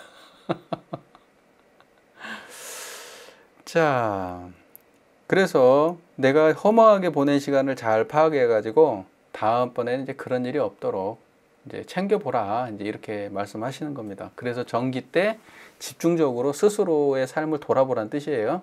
이해가 잘 되시죠? 자, 그 다음에 두 번째 보면 당일의 수입 지출, 그러니까 이 정기일기 당일 나오네요. 그 당일의 수입 지출을 갖다가 기재시키는 뜻은 뭐냐면 쉽게 말해서 한마디로 정리하면 내가 돈을 어떻게 수입을 어떻게 갖고 있고 어떻게 돈을 쓰고 있는지, 수입과 지출을 허망하게 하고 있는 것은 아닌지 판단해 보라는 뜻이에요. 근데 그런 사람들이 많아요. 허망하게 수입 지출 하시는 분들이. 여기 계시는 분들은 다 알뜰하게 사시죠? 네, 알뜰하게 사시잖아요. 열심히 근로하시고 돈도 버시고 또 막 돈 함부로 안 쓰고 그렇죠? 아닌가? 돈이 넘쳐나셔서 막 퍽퍽 쓰고 사시나요? 그러니까는 뭐냐면 자기가 씀씀이가 어떤지를 스스로 파악해 보라는 거죠. 예, 그래가지고 막 쇼핑 가가지고 돈 막 펑펑 쓰시는 분들 있죠. 예, 그리고 막 충동 구매 많이 하시고, 또 어떤 분들은 막 먹는 거에는 안 아낀다 그래가지고 막 돈은 조금 버는데 먹는 거를 엄청 먹는 분들도 계세요. 근데 사다가 그냥 해 먹으면 좋은데 맨날 그냥 막 그 비싼 배달 음식은 그렇게 막 시켜가지고 막 매일 배달 음식 먹으면 몇백 나가는 거예요. 예, 너무 이제 심하게 그렇게 쓰시는 분들도 많이 있습니다. 이제 그런 것들도 판단해 보는 거죠. 그렇게 해가지고 경제 생활을 잘 해야 된다는 거예요. 자, 그리고 이제 이런 말씀도 하셨죠. 설사 유족한 사람이라도 놀고 먹는 배품을 얻게 한다. 그죠? 아무리 자기가 부족함이 없는 사람이라고 해도 놀고 먹는 인생을 살면 안 된다는 거죠. 예. 자, 그 다음에 심신작용 처리권을 기재시키는 뜻은 당일의 시비를 감정하여 죄복의 결산을 알게 하며 시비예를 밝혀 모든 일을 작용할 때 취사의 능력을 얻게 하며 이렇게 돼 있잖아요. 여러분 심신작용 처리권 기재하죠. 심신작용 처리하고 감각감상이 우리가 관심이 있는 가장 많이 쓰고 힘들어하는 부분 중에 하나 아니에요? 심신작용 감각감상? 그죠? 그래서 심신작용 감각감상 써가지고 교당에서 발표, 어떤 분은 그거 가지고 계속 법해 보시는 교무님도 계신 것 같아요. 교장님들한테 이거 써오라고 그래가지고 그거 가지고 법해 보시는 분도 계셔요. 일기 읽어주면서 교도님 써온 일기 잘 썼다고 소개해 주시고 그렇게 하시는 분도 계시고. 자, 보세요. 심신작용 처리권을 기재시키는 거는 당일의 시비를 감정하여 죄복의 결산을 알게 하며 시비예를 밝혀서 모든 일 작용을 취사의 능력을 얻게 하는 취사력을 키우기 위해서 그래요. 그러니까 무엇이 옳고 무엇이 그른지, 무엇이 이롭고 무엇이 해로운지, 무엇이 복되었고 무엇이 죄가 되었는지 그걸 갖다가 판단하기 위해서 글을 쓰는 거예요. 무슨 말인지 이해가 되시죠? 근데 사람들한테 발표용으로 쓰니까 육하원칙에 의해서 쓰라 막 이렇게 얘기하시는데 막 자세하게 상황 배경까지 해가지고 막 막상 털어보면 내용은 얼마 안 되는데 막 오만 앞에 상황을 막 그럴 필요가 없어요. 두 줄 세 줄이면 되는 거예요. 두 줄 세 줄. 두 줄 세 줄만 쓰면 되지. 그건 뭐 한다고 그걸 그렇게 장황하게 무슨 글짓기 하는 것도 아니고. 오늘 지나가다가 운전을 했는데 앞에 있는 차가 갑자기 급정거를 하는 바람에 아니면 뭐 갓길에 이게 어설프게 차를 대놔 가지고 내가 운전하는데 막 짜증이 났어요. 예? 운전하는데 짜증이 났어. 그러면 이거 다른 거 쓸 거 없어요. 오늘 운전하는데 앞차 때문에 화가 일어났다. 그냥 이 정도 쓰면 되는 거예요. 심신작용을 쓰는 거예요. 근데 그 화가 일어났는데 그 화는 시비이해적으로 어떤 것이냐. 이거 정당한 화도 있고요. 화라는 것이 무조건 나쁜 게 아니에요. 화라고 하는 것을 화를 낼 자리에서 화를 내지 않으면 인간이 아니라 그래요. 이 맹자 같은 사람들은. 화낼 자리에서는 화를 내야지 그게 사람이에요. 근데 화를 내지 않아야 될 자리에서 화를 내니까 문제인 거지. 화가 나쁜 게 아니란 말이에요. 무슨 말인지 아시겠어요? 잘못된 거를 잘못된다고 말하는 게 그게 화예요. 예. 그러니까는 예를 들면 이 화는 정당한 것인가 아닌 건가 판단해 보세요. 그래서 이 화는 내가 이해를 조금 못 해가지고 반복적으로 나오는 화다. 이거는 내가 다음에 고쳐야 될 문제구나. 인식하면 끝이에요. 근데 일기도 정기일기를 몇 번 쓰잖아요. 몇 번 쓰다 보면 여러분이 쓸 거리가 계속 있어요. 아니면은 이제 그때부터 글짓기 해야 되지 않나요? 그러니까 왜냐면 우리 일상이라고 하는 게 경계가 아주 그냥 스펙타클하게 그냥 아주 그냥 뭐 오늘 내일 그냥 막 다른 경계가 일일 시시로 막 다른 경계가 들어오는 게 아니에요. 일상이 비슷해요. 특별한 거 하나씩 있어요, 중간에. 그럼 그런 거 있을 때는 일기거리가 되고 그런 거 없을 때는 쓸 게 없는 거예요. 근데 우리가 뭐 얼마나 많이 활동을 하길래 그 일기거리가 많아서 매일 써요. 그러니까 정기에만 쓰면 돼요, 정기에만. 그래서 뭘 파악하자는 거예요? 내가 심신작용을 어떻게 하는구나. 내가 심신작용을 어떤 식으로 하는구나. 그거 하나 알면 돼요. 그러면 그것이 내가 1년 365일 반복하는 짓이에요, 그게. 매일 쓸 필요가 없다, 이 말이에요, 제 말은. 무슨 말인지 이해가 되세요? 여러분이 공부할 거리를 스스로의 내면에 공부할 거리를 자각하도록 돕기 위해서 심신작용 처리권을 쓰는 거예요. 그러지 글짓기 잘하게 만들려고 쓰는 게 아니란 말이에요.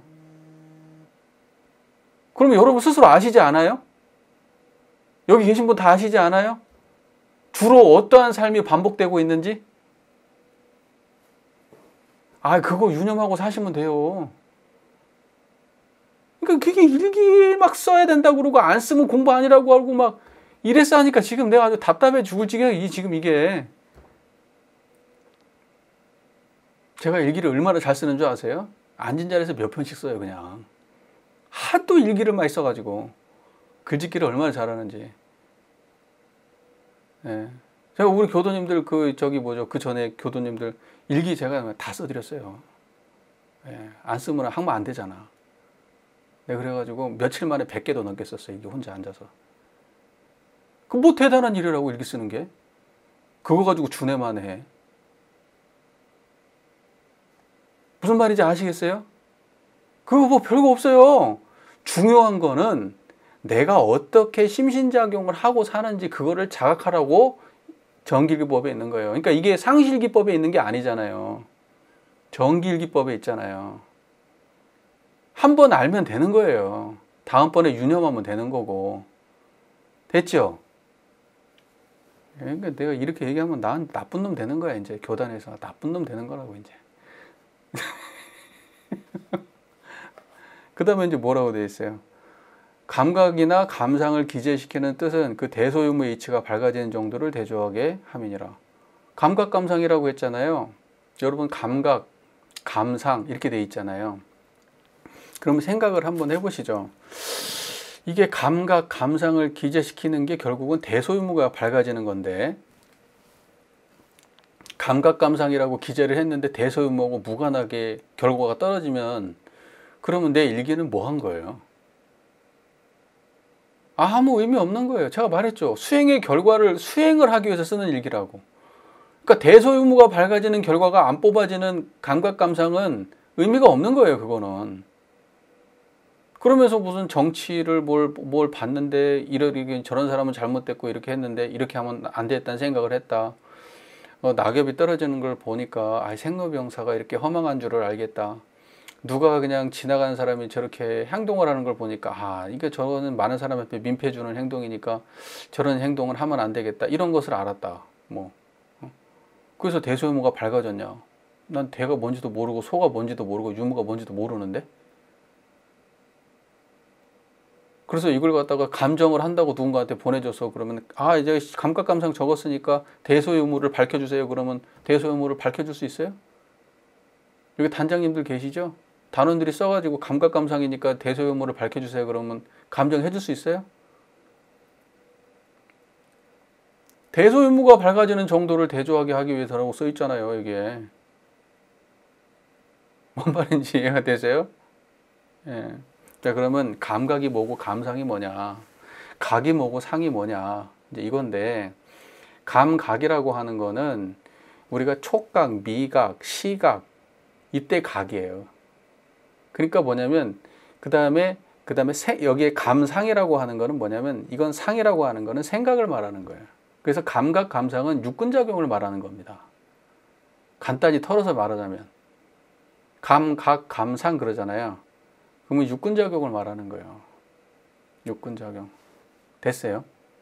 그러니까 육근작용을 우리가 그러면 볼 때 대소유무가 드러나야 되고, 들을 때 대소유무가 드러나야 되고, 말할 때 대소유무가 드러나야 되고, 생각할 때 대소유무가 드러나야죠. 그렇게 쓰는 게 감각감상이에요. 근데 대소유무로 결론을 맺지 못하면 감각감상 아무리 써도 별 의미 없어요. 그래서 여러분 감각감상 열심히 썼는데 대소유무가 밝아졌어요? 아마 안 밝아졌을걸? 대소유무가 뭔지도 모르실걸? 그게 문제라는 거예요. 그게 열심히 시키는데 어느 경지로 가야 되는지는 모른다는 거지. 무조건 쓰면은 된다고 하는데 열심히 써도 결론이 안 난다는 거지. 그게 바로 방법론에 집착하면 문제가 생기는 폐단이라는 거예요. 그게 개법 시대의 폐단이에요. 깨달음은 없고 방법만 존재하는 거. 일기 쓰면 다 깨달을 수 있다고? 모르는데 어떻게 깨달아요? 모르는데. 아니, 모르니까 열심히 하면 깨달아야지. 모르니까 열심히 해야지. 모르니까 열심히 하면 깨닫겠지. 깨달을 때까지 열심히 해봐. 이렇게 말한다고. 아니라니까요. 깨닫고 하는 공부라니까요. 이론상을 신앙의 대상과 수행의 표본으로 모시고 하는 공부라니까요.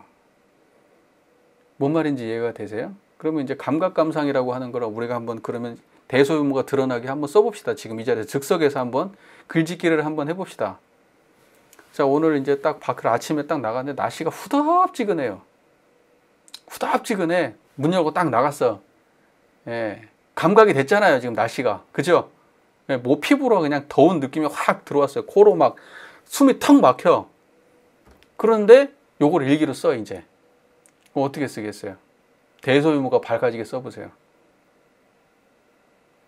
아니, 코로 느낌이 싹 들어왔다. 그러면 그 상황은 어떤 거예요? 더운 바람과 더운 느낌이 내 몸으로 싹 들어왔어. 그러면 이거는 소. 그죠? 경험을 했잖아요. 소. 느낌을 경험했잖아요. 만상의 형형색색으로 드러난 느낌을 경험했잖아요. 그런데 이것을 드러내고 있는 이 자리는 더움이 없더라라는 걸 알겠어. 이걸 자각했네. 그러면 대가 우주만유의 본체를 봤어. 이 더운 거의 본체는 청정한 자리야. 그죠?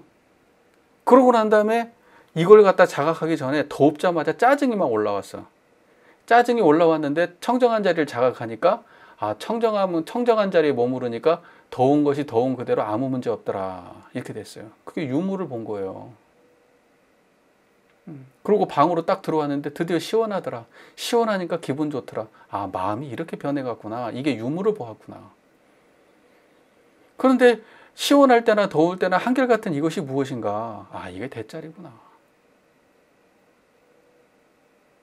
이게 감각감상이에요. 대소유무가 밝아지게 하는 감각감상. 뭐 별거예요? 별거예요? 자, 누구를 만났어? 예화를 들어서 누군가를 이제 친구를 만났어. 근데 그 친구는 너무너무 내가 좋아하는 친구예요. 카페에 만나기로 했어. 그런데 이 친구가 늦었네? 처음에는 기쁜 마음으로 갔는데 나중에 보니까 이 친구가 늦게 왔네? 근데 늦게 왔는데 너무나 당당하게 아무렇지도 않게 하니까 내가 스스로 얘가 왜 이렇게 변했지? 그러면서 약간 기분이 언짢았네? 그런데 이제 같이 차를 마시고 얘기하다 보니까 이 친구가 상황 얘기를 다 하고 나니까 아, 그랬구나. 이해가 되고 오히려 내가 미안한 마음이 들었어. 자, 여기까지의 이야기를 일기로 쓴다. 대소유무가 밝아지게. 어떻게 쓰실 거예요? 뭐가 소고 뭐가 유무고 뭐가 대예요. 그 친구를 만날 때나 만나기 전이나 그 다음에 대화하고 난 이후나 한결같은 게 그게 대자리고 그 친구를 만나기 전에 먹었던 그 기쁜 마음, 그 친구가 늦게 와가지고 했던 그때 언짢은 마음, 그 친구하고 대화하는 도중에 풀어져가지고 조금 미안한 마음, 헤어질 때 아쉬운 마음, 그 마음이 다 그대로 드러났네? 그것이 그 마음이 계속해서 그렇게 변화되었네? 그 변화상을 다 봤으면 유무를 본 거예요. 그리고 이 친구가 이렇게 얘기할 때는 이런 생각이 들었고 저렇게 얘기할 때는 저런 생각이 들었어. 수많은 생각이 마음속에서 일어났어. 아, 만상이 이렇게 드러나는구나 라고 자각했어. 아, 소자리를 봤네. 아, 내가 일상을 살아가면서 모든 순간이 대소유무를 벗어난 적이 없네. 이렇게 깨달음을 얻었어. 이게 감각감상이에요. 어려워요? 쉬워요? 별로 어렵지 않죠? 예, 일상적인 거 얘기해 볼까요? 아니, 지금 오늘 저녁에 남편이 오랜만에 생일이어가지고 남편이 좋아하는 갈비찜을 내가 좀 해줘야 되겠다. 이렇게 마음을 먹고 시장 가가지고 갈비찜을 사다가 갈비찜을 해줬는데 남편이 밖에서 맛있는 걸 먹고 들어왔네? 내가 실컷 준비해 놨는데 맛있는 걸 먹고 들어왔네? 아, 그러니까 지금 요 상황을 가지고 일기를 써야 되겠어. 요 상황 가지고 대소유무가 드러나게 한번 써보세요. 어떻게 쓰면 돼요? 뭐가 대예요? 남편이 오늘 생일이구나. 그리고 시장을 볼 때나 집에 와서 요리할 때나 남편이 맛있게 안 먹고 다 먹고 들어와가지고 섭섭할 때나 한결같은 그게 대짜리고 남편한테 뭘 사줘야 되겠다 이런 마음이 났고 또 여기에서 무엇을 살까 하고 고민했었고 사와가지고 요리를 하는 동안 이것을 넣을까 저것을 넣을까 하면서 양념도 만들고 그리고 남편이 와가지고 나 맛있는 거 먹고 왔는데 먼저 먹어 이제 혼자 먹어 이제 이럴 때 마음이 섭섭한 마음도 다 드러났어. 그게 소자리가 드러난 거예요. 근데 그것이 전부 다 인연되어서 마음이 흘러왔어. 다 변했어. 심신작용이. 아, 그게 유무자리예요. 그러니까 나는 모든 감정을 그 하루 안에 여러 가지의 감정을 경험했어요. 있는 그대로. 그게 소고. 그리고 그 감정은 갑자기 어디서 나온 것이 아니라 인연을 내가 남편한테 무언가를 해주려고 하는 그 마음으로 인해서 이렇게도 나왔다. 저렇게도 나왔다. 이렇게도 나왔다. 저렇게도 나왔다. 계속해서 변해왔네. 그게 유무라고요. 그러면 대소유무가 드러나는 감각 감상이에요. 그게. 별로 안 어렵죠? 별로 안 어렵잖아요. 이제 이거 알고 나면 일기 쓸 필요도 사실 없어요. 네. 이거 반복이지 뭐. 여기서 벗어나는 대소유무 공부가 있을 것 같아요? 없어요. 여러분 어떤 걸 써도 다 이 패턴에서 벗어나질 않아요. 어떤 일기를 써도 결과적으로는 대소유무가 드러나게 써야 되니까. 감각감상이라는 거는. 무슨 말인지 이해가 되시죠?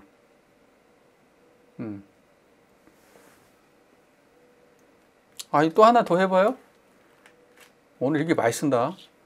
누군가를 만났네. 그 사람이 만났는데 그 사람이 기독교인이야. 그래가지고 이 기독교인을 만났는데 이 사람한테 내가 뭔가를 부탁해야 될 상황이야. 그러니까 저 사람이 자꾸 자기 기독교 하나님 얘기를 자꾸 해. 예? 그래가지고 내가 그걸 갖다가 1시간을 들었어. 이제 그리고 와가지고 이제 집에서 일기를 쓴다. 그 사람이 기독교는 이렇다 저렇다 내가 모르던 얘기 또는 내가 좀 불편한 얘기 내가 알아듣는 얘기, 수많은 얘기를 했을 거 아니에요. 그럼 그 마음은 그런 수많은 이야기가 내 안에서 펼쳐질 때 있는 그대로 모든 것이 편협하지 않게 다 드러났으면 아, 내가 유무를 바르게 드러냈구나. 평등하게. 만상이 형형색색으로 다 드러나는 거를 내가 빠짐없이 다 보았구나. 분별 없이 그 사람을 대했으면 모든 그 사람의 말들이 있는 그대로 드러났겠지. 그러면 만상이 형형색색으로 드러났으니까 소자리가 드러난 거지. 그리고 그 사람을 만나기 전이나 만나고 난 후나 지금 일기를 쓰는 이 순간이나 한결같은 자리가 그대로 여여하더라. 그걸 자각했으면 대공부를 한 거네. 예. 그리고 그 사람의 생각, 그 사람의 이러한 것을 얘기를 듣고 보니까 내가 몰랐던 것을 또 알게 됐고 내 생각도 변했구나. 그러면 유무를 안 거예요. 됐습니까? 그런 걸 씀으로써 뭐가 밝아지는 거예요? 대소유무이치가 밝아지는 거니까 대소유무이치가 밝아지는 건 무슨 공부죠? 사리연구 공부 아니에요. 사리연구 공부. 그러니까 사리연구 방법으로 있는 거예요. 일기는. 근데 대소유무가 뭔지 모르면 쓸 수 있어요? 감각감상을? 못 써요. 근데 대소유무 모르는데도 어떻게 이렇게 잘 쓰는 거예요? 그러니까 제가 글짓기 한다고 그러는 거예요. 글짓기. 어떻게 대소유무가 뭔지 모르는데 써요, 이거를? 그리고 감정은 어떻게 하는 거야? 대소유무가 뭔지 모르는 사람이 어떻게 감정을 해?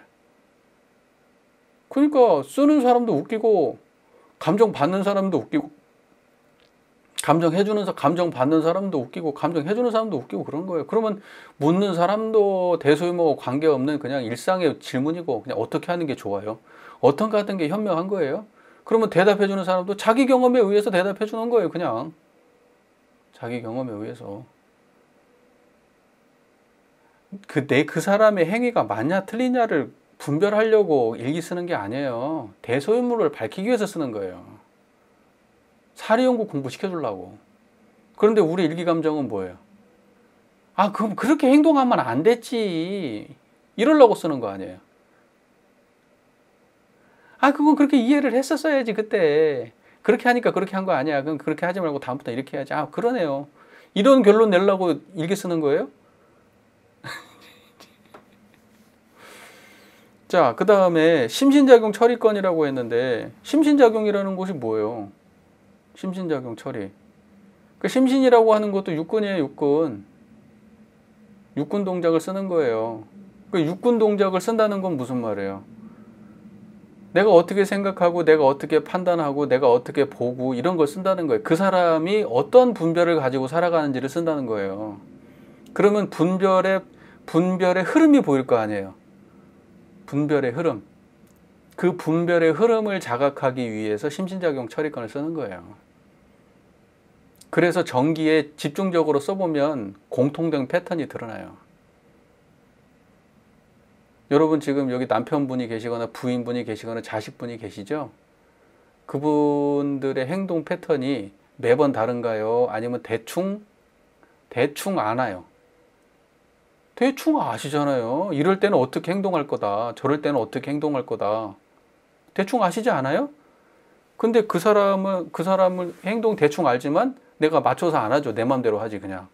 너 화나거나 말거나 짜증나거나 말거나. 몰라서 안 하는 게 아니고 아는데 그냥 그렇게 하는 거잖아요. 솔직히 맞아요, 틀려요?